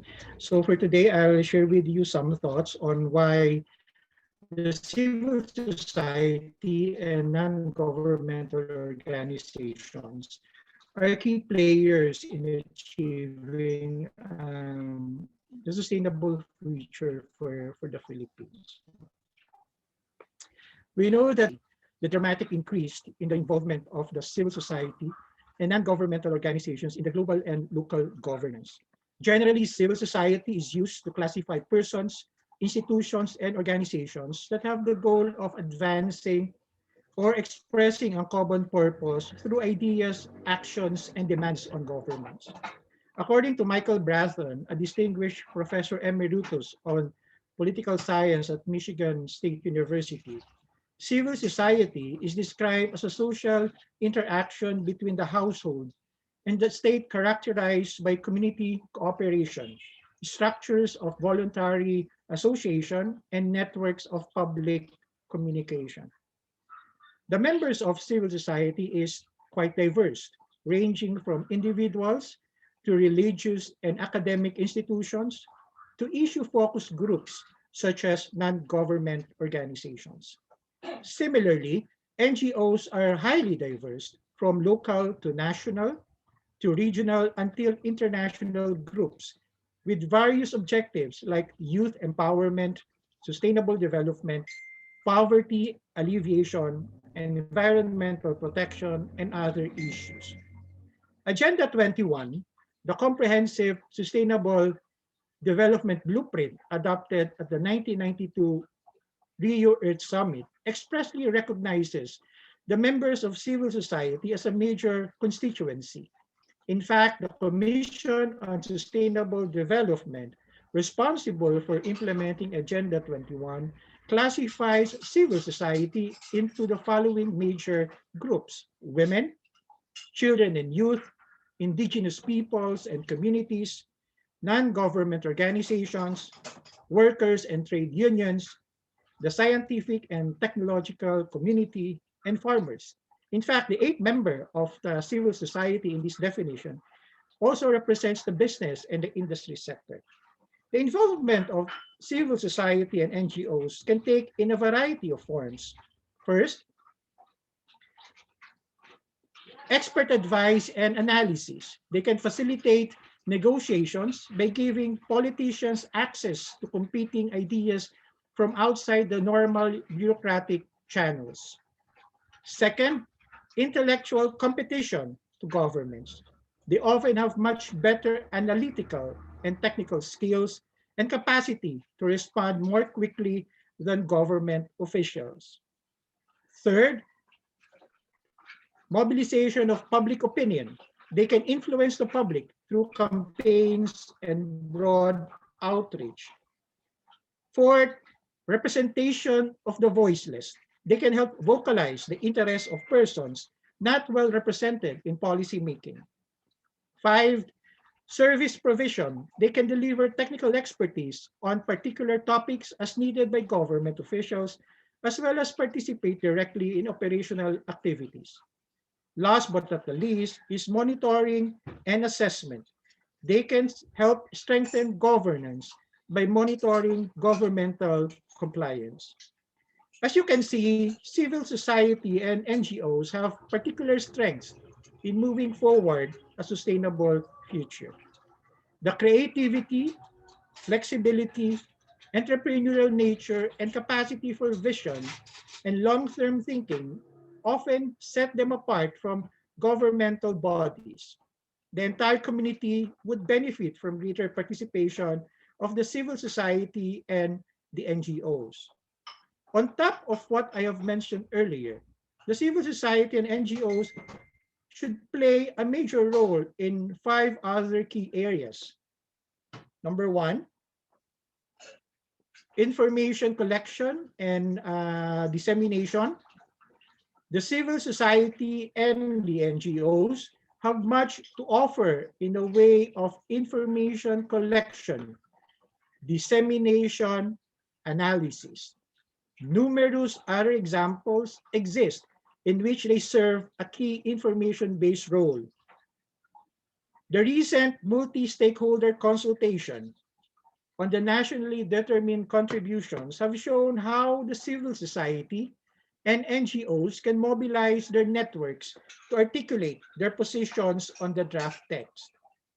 Internationally, one of the most significant examples relates to the conferences of parties and other meetings held in conjunction with multilateral environmental agreements, such as the United Nations Convention on Biological Diversity and United Nations Framework Convention on Climate Change. Often, the meetings are distinguished less by what is said in plenary session than by the wealth of research and policy documents produced by the civil society and the NGOs and released specifically to coincide with official events.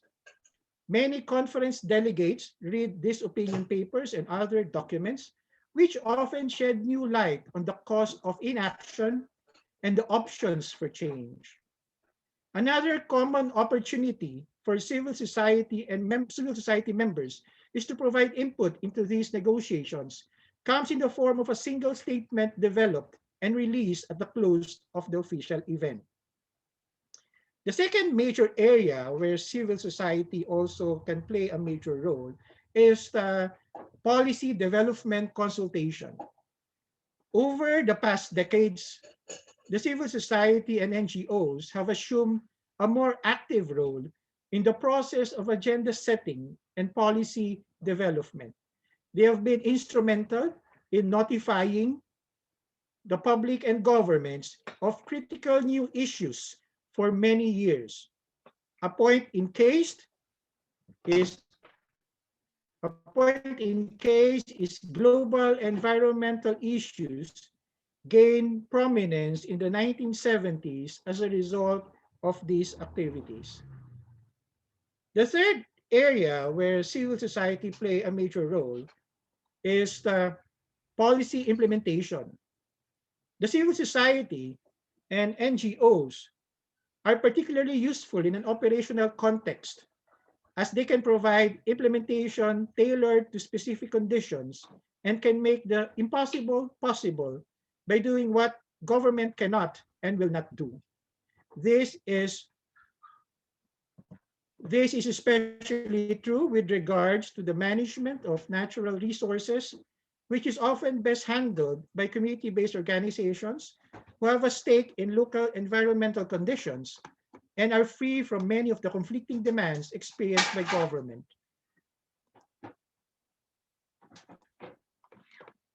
These operational functions within the system could be strengthened by expanding efforts at inclusion of local community-based groups with knowledge of the issues at hand, capacity building targeted at enhancing communication between local groups and other governance partners, and support for initiatives to measure and monitor service delivery and the use of benchmarking and identification of best practices as a way to improve performance. The fourth area where civil society also play a major role is assessment and monitoring. The civil society and environmental NGOs are critical actors in compliance monitoring of international agreements and in finding more accurate compliance data than government is willing to provide. However, much room exists for greater civil society involvement in this area of governance. Key measures that could facilitate their assessment and monitoring includes number one, creation of a comprehensive database for information and analysis at different geographic and political levels. The civil society and NGOs are key providers of local environmental data and information. Next area is involvement of a larger part of the population in assessment and monitoring functions. Third is support for knowledge generating institutions. Universities are key generators of knowledge, yet they are almost the most underfunded institutions in our society right now. The fifth area and the last where we play a major role is advocacy for environmental and social justice. Over the past few decades, the civil society and NGOs have been extremely effective in highlighting disparities in who bears environmental burdens and who gets the benefits of environmental investments. Some groups have issued reports, others have brought public interest litigation to defend environmental rights, as well as to clarify and enforce laws. If an environmental governance system were to include a dispute settlement mechanism, it is easy to see the potential contribution the civil society and NGOs would make to such a structure. With all these existing structures do not enable the civil society and NGOs to fulfill these roles effectively. There should be reform measures to facilitate the participation of the civil society and NGOs in the entire governance structure. While the government may agree that the civil society and NGOs' participation are indispensable, many also feel that the drawbacks of civil society participation may outweigh the benefits. Arguments and concerns abound on both sides. Some are fretful that civil society and NGOs might constitute special interest groups and that their participation would invariably result in policy distortions. Others fear that decision-making processes would become bogged down by the civil society and NGOs, which are not necessarily representative of or accountable to their respective constituencies. Decision makers are also anxious that the civil society and NGOs may seek to usurp the sovereign powers of the government. However, some of these concerns may be overstated considering the advantages of civil society involvement. Civil society can help build the political will for a new approach to development that integrates environment and social goals. Non-governmental organizations can serve as alternatives to weak and inadequate democratic institutions, as avenues for more inclusive dialogues, and as conduits for disseminating information on activities and issues within the system. The civil society NGOs are not only stakeholders in governance, but also a driving force behind greater national cooperation through an active mobilization of public support. While we continue to live in these unprecedented times, a period incomparable with the pandemic that happened a century ago, the constructive participation of the civil society and NGOs in achieving a sustainable future for the Philippines is one of the most important tasks that are deemed critical and necessary. Maraming salamat at mabuhay po tayong lahat. Ayan, salamat, Mr. Ludwig. Our next speaker is the Executive Director of the Institute for Climate and Sustainable Cities, or ICSC, an international non-government group advancing fair climate policy and low carbon, climate resilient development. He is also the Deputy Co-Chair of the Expert Advisory Group of the Climate Vulnerable Forum, a group of 48 developing countries vulnerable to the impacts of climate change. He will now discuss how ICSC is assessing the government and the private sector in helping advance effective global climate actions in the country. Ladies and gentlemen, Mr. Renato Redentor Constantino, you have the floor, sir. Salamat, Naz, and hello to everyone. We're at the tail end of the program. If you can flash the screen, colleagues in PDEST or CIP or Chatbase, I'd appreciate it.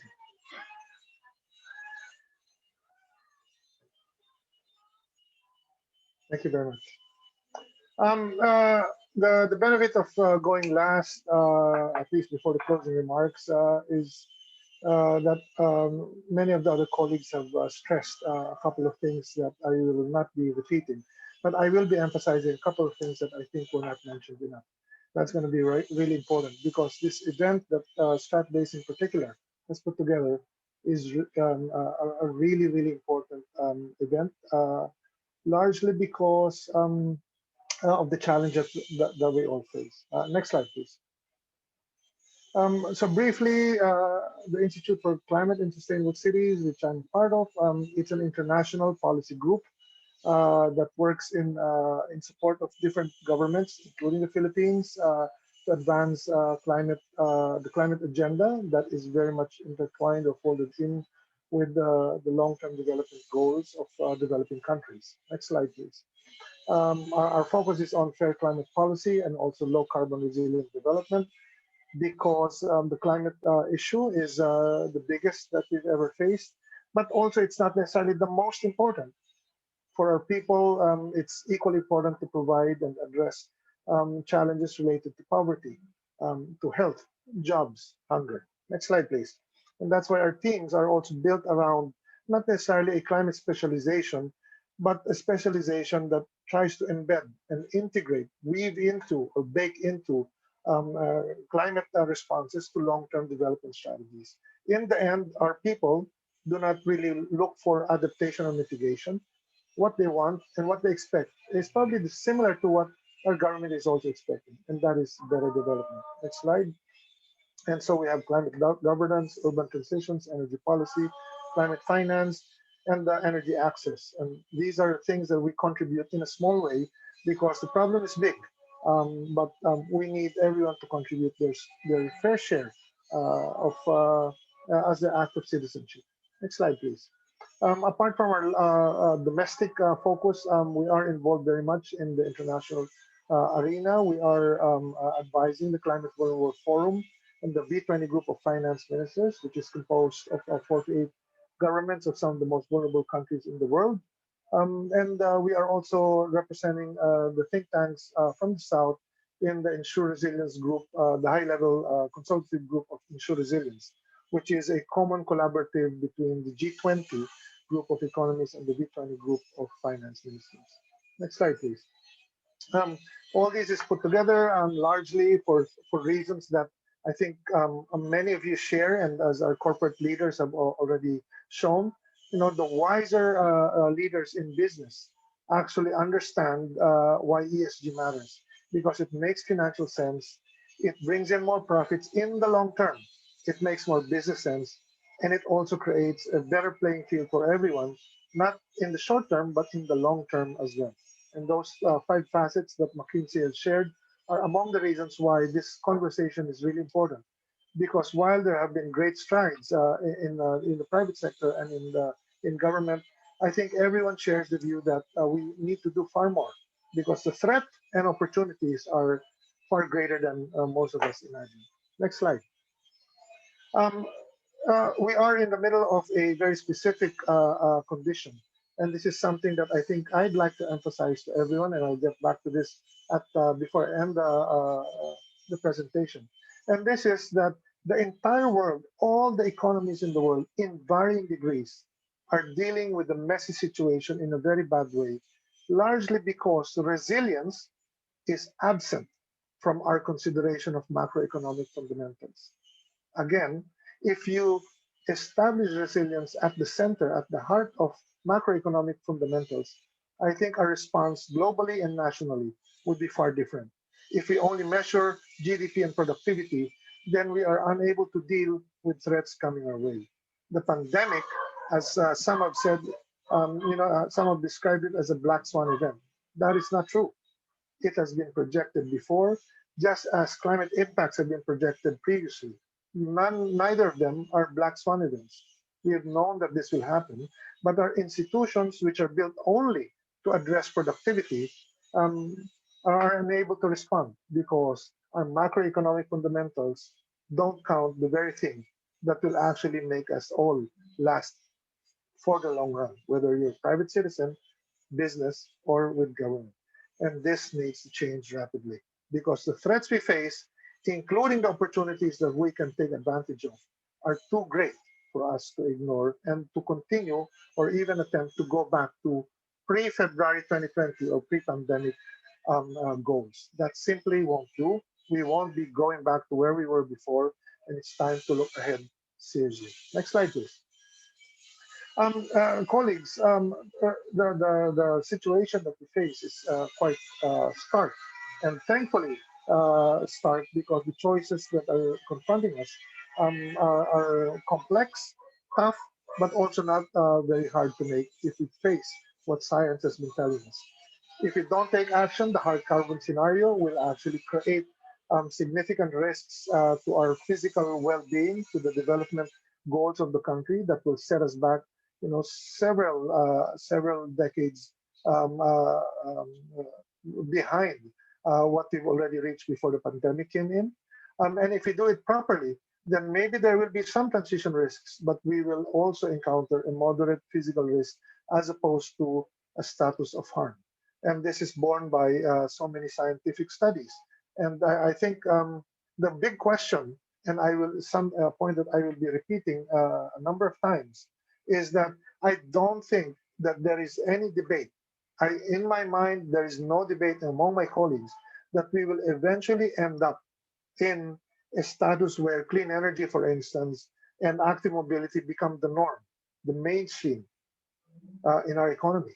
That is not in doubt. The big challenge is, can we get there sooner? Can we arrive sooner at the landing zone? Can we shave off 5, 7, 10 years from long, tough campaigns in order for us to reduce the kind of harm that our people will be facing and to benefit sooner? Next slide.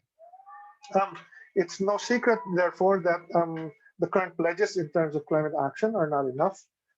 If you implement all the pledges today, we're still not going to make it because it will be at best amounting to 2.7 degrees, 2.7 degrees Celsius above pre-industrial levels, which is far above what is considered safe if we implement current pledges. And yet the pledges are also not enough. And so our challenge is still really great. We will always hear people saying that the Philippines has a very small share in terms of the climate pollution that the world has experienced. That may be so, but we do have our fair share to contribute.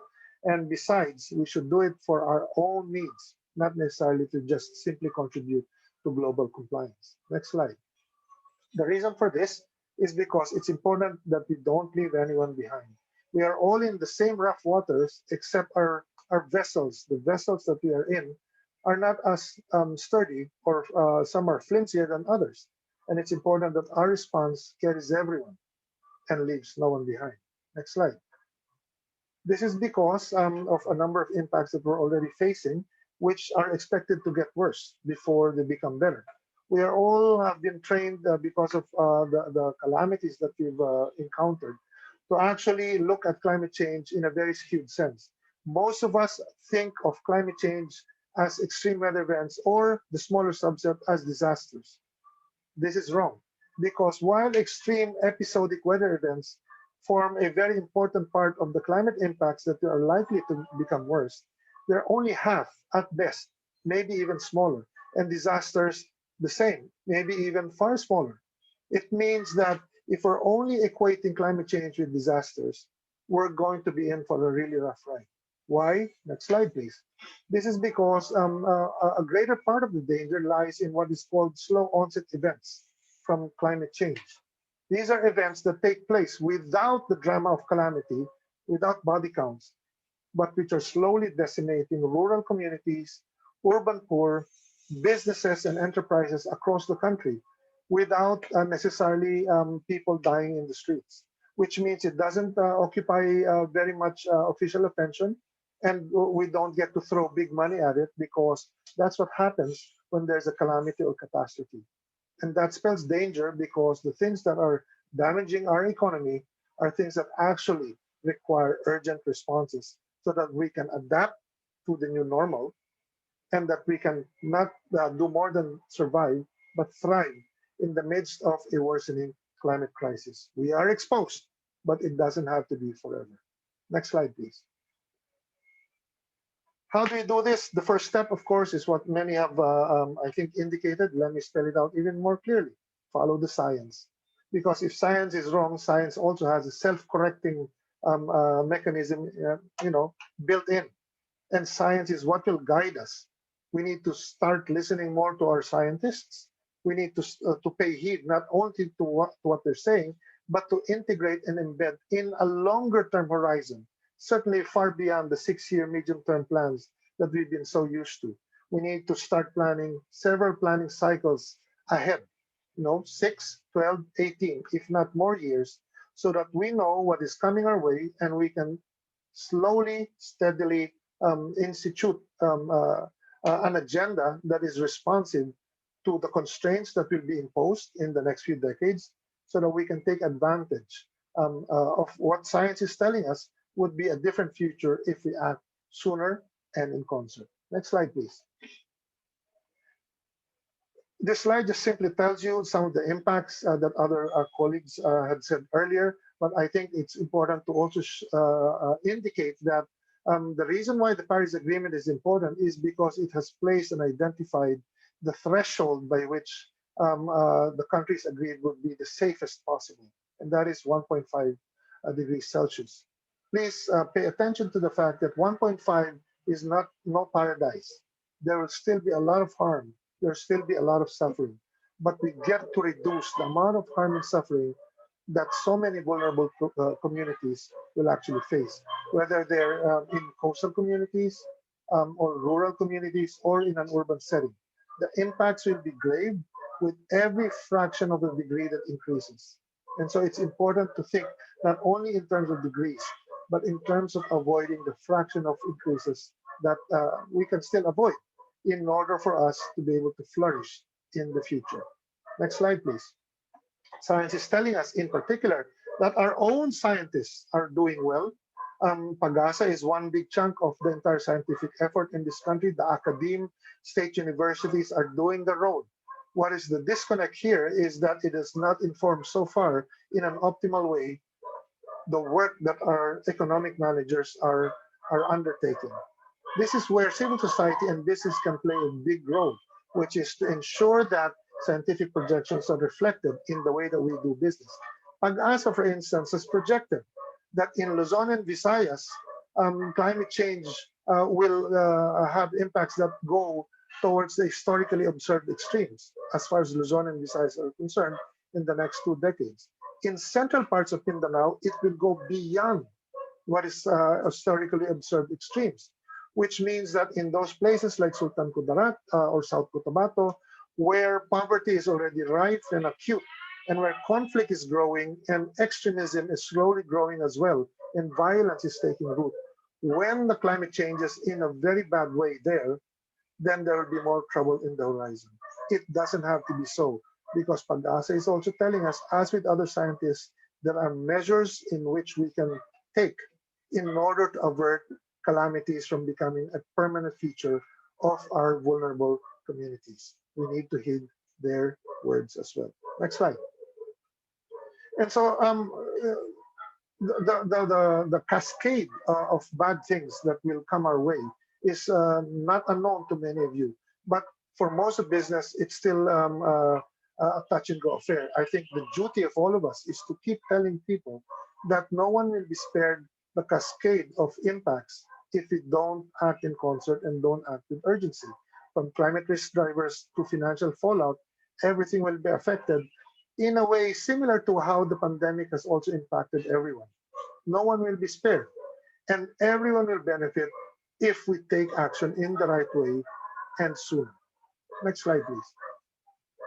So this slide also tells you, for instance, that those with high exposure need to take even more urgently the value of placing at the center of their businesses environmental and social governance. There's no gray area here. The sooner we can integrate and deepen the value and the role that ESG plays in our business operations, including the signals that come from government, the better off we will all be, whether you're private citizens or businesses that look to stay for a long while.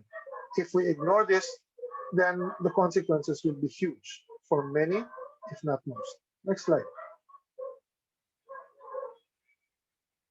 The topic of the event, of course, is sustainability. So I've tried to choose a couple of examples.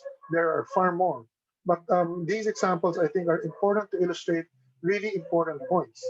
That first, when you compare the current administration's performance in terms of climate and energy with the previous government, there is no question that the current government has done far more in its first 2 years compared to all 6 years combined in the previously more liberal dispensation.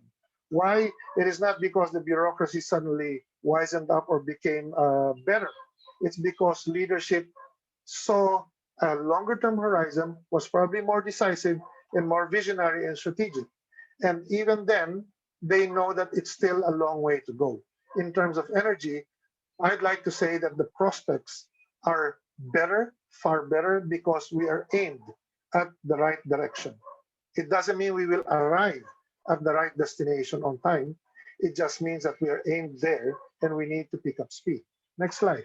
One big example that should produce a couple more insights from our colleagues, especially those businesses that are part of the power sector, is the fact that the Department of Energy declared a moratorium on greenfield coal plants in October last year, something that we had called a couple of months previous to the announcement of DOE. I think ICSC was the only organization, non-government organization, that was not surprised that the DOE would issue such a moratorium. And the DOE issued that moratorium not because they are climate advocates as an institution, but because it meant that they would be able to modernize the power sector sooner because they were detecting what was wrong in the power sector to begin with. There was an excess of coal capacity, in particular baseload rigid coal capacity that they needed to fix because it was destabilizing the grid. And so they issued that moratorium in order to take new changes and establish new directions towards more flexible generation, which is an important cog of modernization. Next slide. And this is because our government leaders have been paying attention, not to climate treatises, but because they've been paying attention to evidence. And apart from evidence, I think I'd like to think that the leadership as well in terms of climate and energy have been listening a lot they're not thin-skinned. In particular, Undersecretary Wimpy Fentabella and USEC Jess Posadas have been going out of their way to solicit new opinions, new views, and even critical views at that, because they want all views to be in and evidence that allows them to chart new strategies or to contest or challenge what their current programs are. This is a healthy stance to take, especially with a government that also acknowledges there's far more that needs to be done. And they keep asking what for more support and what else they might be missing. That's why we have hope, because listening is a central part of governance, whether you're in business or government or in smaller local government units. Next slide. Another example is in terms of mobility. I would never have thought that we would see what we're seeing right now. In fact, at the most optimistic, I would have projected that what we're seeing today would have taken place only 10 years after really intense campaigns. And yet we're seeing what is probably an irreversible trend of active transport becoming more and more dominant, in particular cycling, and the best mode, the attention that is being provided to the best mode of transportation. It's not electric vehicles, not electric jeepneys, not even bicycles. It's about walking. Next slide. And this is because, again, a long-term horizon is being looked at, not because of climate reasons, but because of development benefits. So in DOE, I earlier said that they have been making decisions not because of climate considerations. It's also not because they're insensitive to climate. I've spoken to a number of the officials and they are pretty much keyed into the climate question, but their mandate is to advance competition. Their mandate is to advance a modernization of our power sector. And the same is true in our transport sector as well. 88% of our households in the greater Metro Manila area have no cars. So mobility is a question of democracy. It means that we shouldn't be providing more cars to the 88%. It means we need to be providing them more mobility options because they're in the majority. And that means active transport must be front and center of the entire program. And again, it's happening because the government is listening and civil society and business are not getting tired of reaching out and engaging. Next slide, please. In the field of governance, everyone counts because everyone matters. There's a certain point where we get to criticize government, but we also have to establish good citizenship, which is tulong-tulong and go out of our way to help others when we know that there are steps that we can take to do so. Next slide. In the field of economics, we've been counseled by some of the leading minds in the country who have been saying for a while, especially in our pandemic situation, that this is the very opportunity that we should be taking to mainstream climate concerns, to bake it into long-term development strategies, because we are provided a window by which we can change things, directions for the better, instead of trying to go for where we were in January last year. We need to take advantage of this crisis so that we can take a different pathway forward and get on the landing zone sooner. Next slide, please. In a big way, this is why government has been taking big strides in terms of energy. It's not doing things on a consistent level. It's a start and go affair, and sometimes it falls short. Is that a problem? Yes.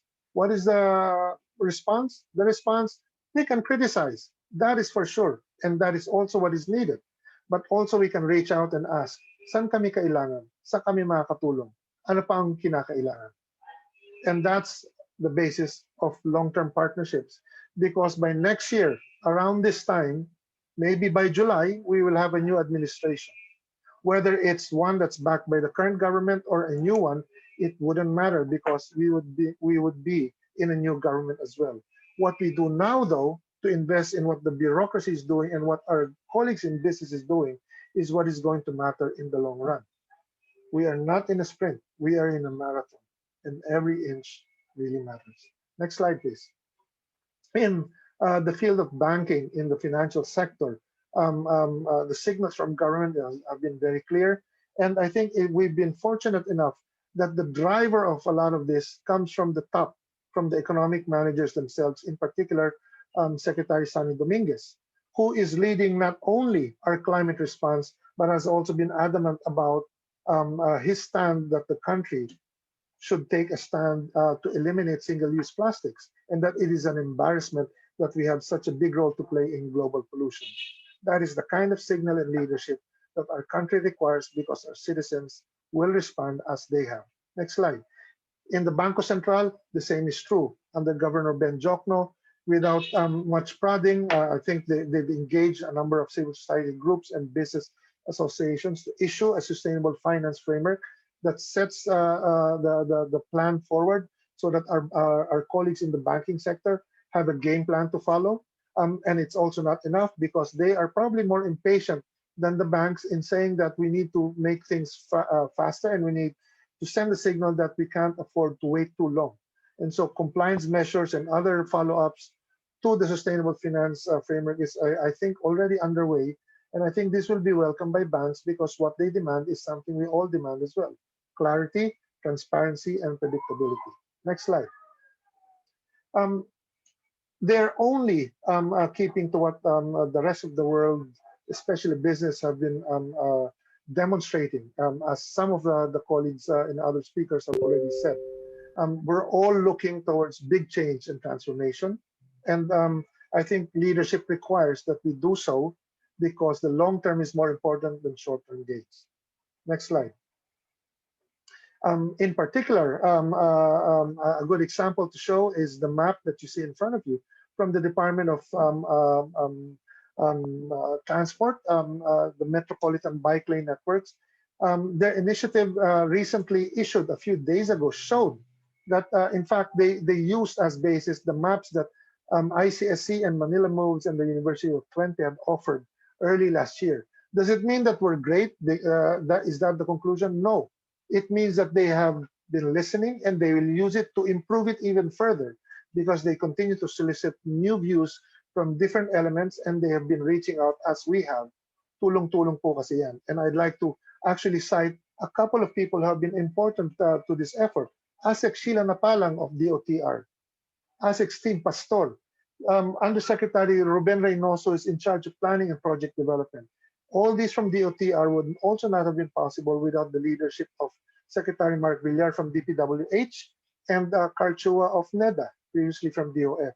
Kailangan po tulong-tulong talaga because this crisis is too big for government to handle and face on its own. We need to do our part as well. Next slide, which is my concluding slide.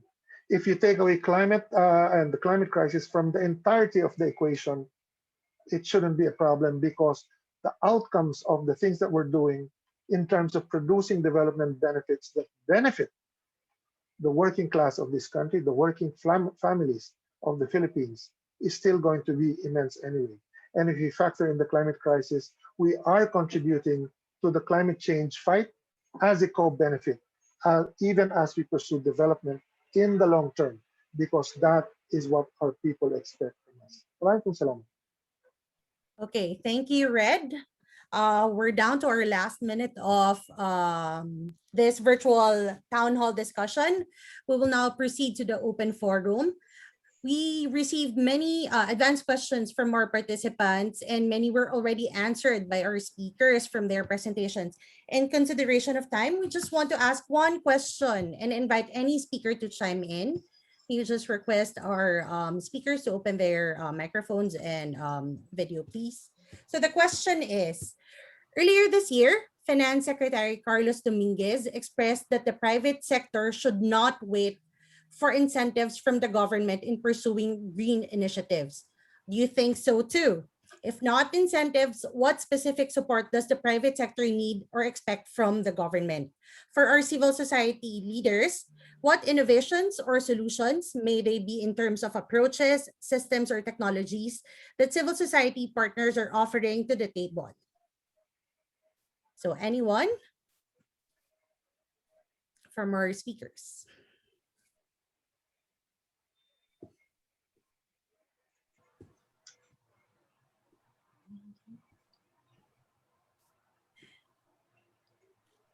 Anyone? Sorry, Nazrin, can you repeat the question? Okay, I'll repeat the question. Earlier this year, Finance Secretary Carlos Dominguez expressed that the private sector should not wait for incentives from the government in pursuing green initiatives.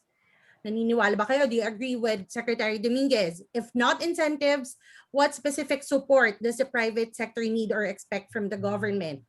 Sa tingin niyo ba, tama na yung mga policy frameworks that are being implemented by the government? For civil society leaders, what innovations or solutions can you offer to our partners?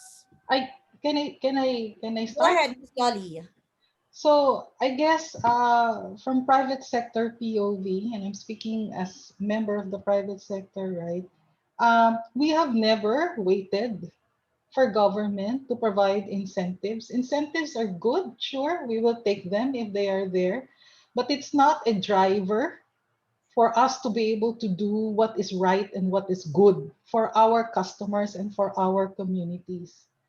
Like in almost all of the presentations earlier, what is driving us is really the sustainability of our businesses is anchored on our purpose and our vision and mission as individual organizations, right?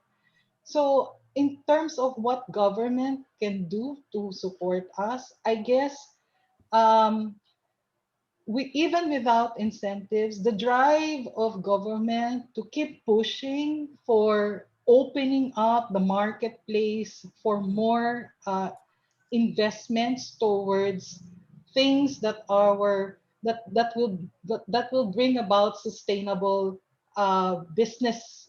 sustainability driven businesses like electric cars, for instance, right? Renewable energy, for instance. So the things that are useful and even digital transformation, right? So these are the things that allow us to be resilient. So the role of government is really just to help drive these initiatives, right? In partnership with private sector. So that's my view on it. On the issue of plastic, for instance, if we have a good solid waste management system across all of the different LGUs and recycling uh, initiatives across the different LGUs, that is something that government itself can drive. And private sector will come in to partner with government. Okay, thank you, Nice. Ms. Yoli. Can I answer? Yes, Mr. Red, go ahead. Yeah. Three very quick answers. Two of which, one of which might be controversial to our other panelists or other sectors, but that's fine. The first, I think, I think most businesses would agree that it's not that incentives are not as important as predictability and other measures that allow businesses to thrive. That is the bigger incentive. Cut red tape, make things more predictable, show us where the directions are, what is the ultimate investment strategy, and we will respond. Because the private sector doesn't lead. Government points the way, and the private sector can follow. So more than incentives for businesses to be green, I think it's important to give businesses the sense of predictability and lessen the red tape so that they can flourish. Second point, and this is the one many might disagree or many might agree as well. Businesses should not behave like NGOs. It's good if you have corporate social responsibility programs and practices and so on. But ultimately, the measure by which a business embraces sustainability or the green or environmental agenda is if it makes more money, okay? Because it's a business.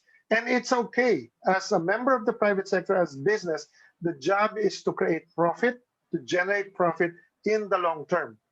And so corporate social responsibility is also vital, but it doesn't mean that we need to show that we are also behaving like NGOs, which is also good, but it's smaller.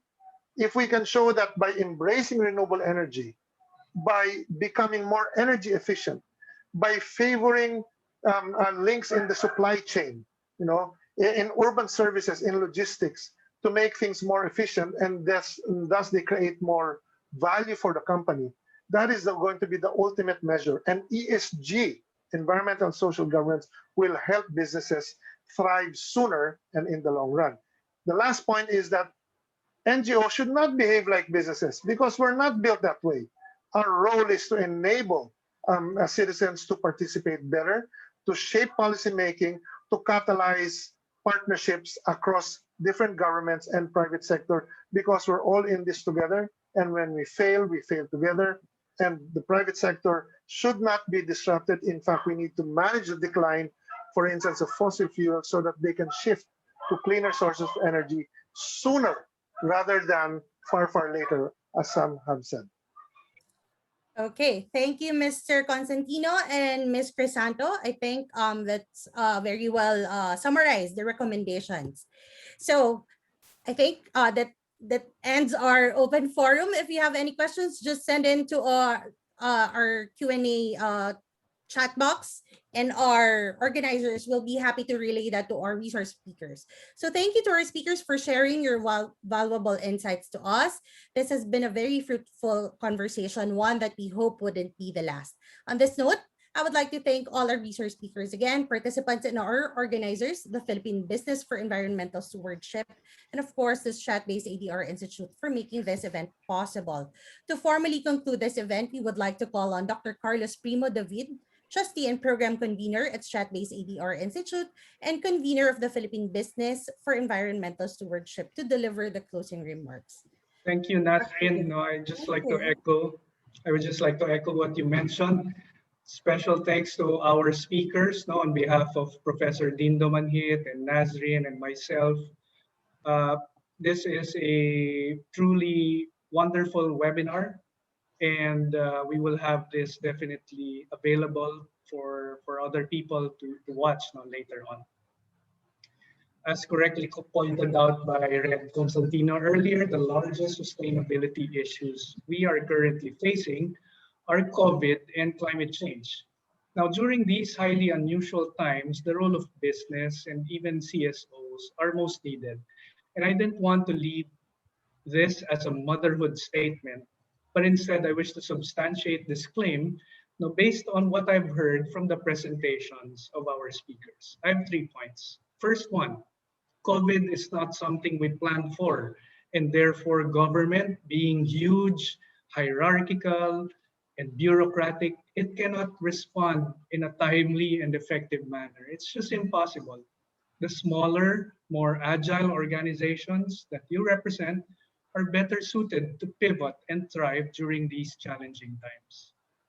Second, the longer we have to deal with the impacts of COVID, the longer it will take for the economy to recover, which will have a direct impact on local businesses. Therefore, there is a direct motive for the private sector to help in COVID efforts, in rebuilding the nation, and in pushing the sustainability efforts for the planet's sake. Third point, when we talk about the private sector, we often equate their activities with generating profit. And yes, financial viability is a prime consideration. There is nothing wrong with that. However, we're forgetting that businesses possess the same characteristics that are required to solve environmental and societal problems, such as being more efficient organizations, such as using monitoring and evaluation tools, key performance indicators, and putting in risk management processes. And finally, most important of all, perhaps, is embracing technology and innovation in the process. With these points, I encourage the private sector to further expand their sustainability efforts, work with government, and directly address sustainability of the country and of the entire planet. Let me end there. And again, thank you everybody for participating. Maraming salamat at sa uulitin. Thank you, Dr. CP David, and thank you again to all our participants for attending this virtual town hall discussion. Can we just request our speakers to stay for another 2 minutes for the picture taking? Reminder to all that the recording of this virtual town hall discussion will be available on Strat-Based Group's official YouTube page after the event. We hope to see you at our future events about sustainability and climate action. Have a happy and meaningful Earth Day to all. Mabuhay po. Bye. Thank you. Thank you, Nas. Thank you. Thank you. The Thanks, picture Nas. has been okay Thanks, already. Thanks, Nas. everyone. Thanks, Dindo. Thanks, everyone. Hey, thanks. Thanks, Fred. Thank you. Thank you. Thank you. Thank you to RP. Thank you. Thank you. Thank you, everybody. Thank you. Thank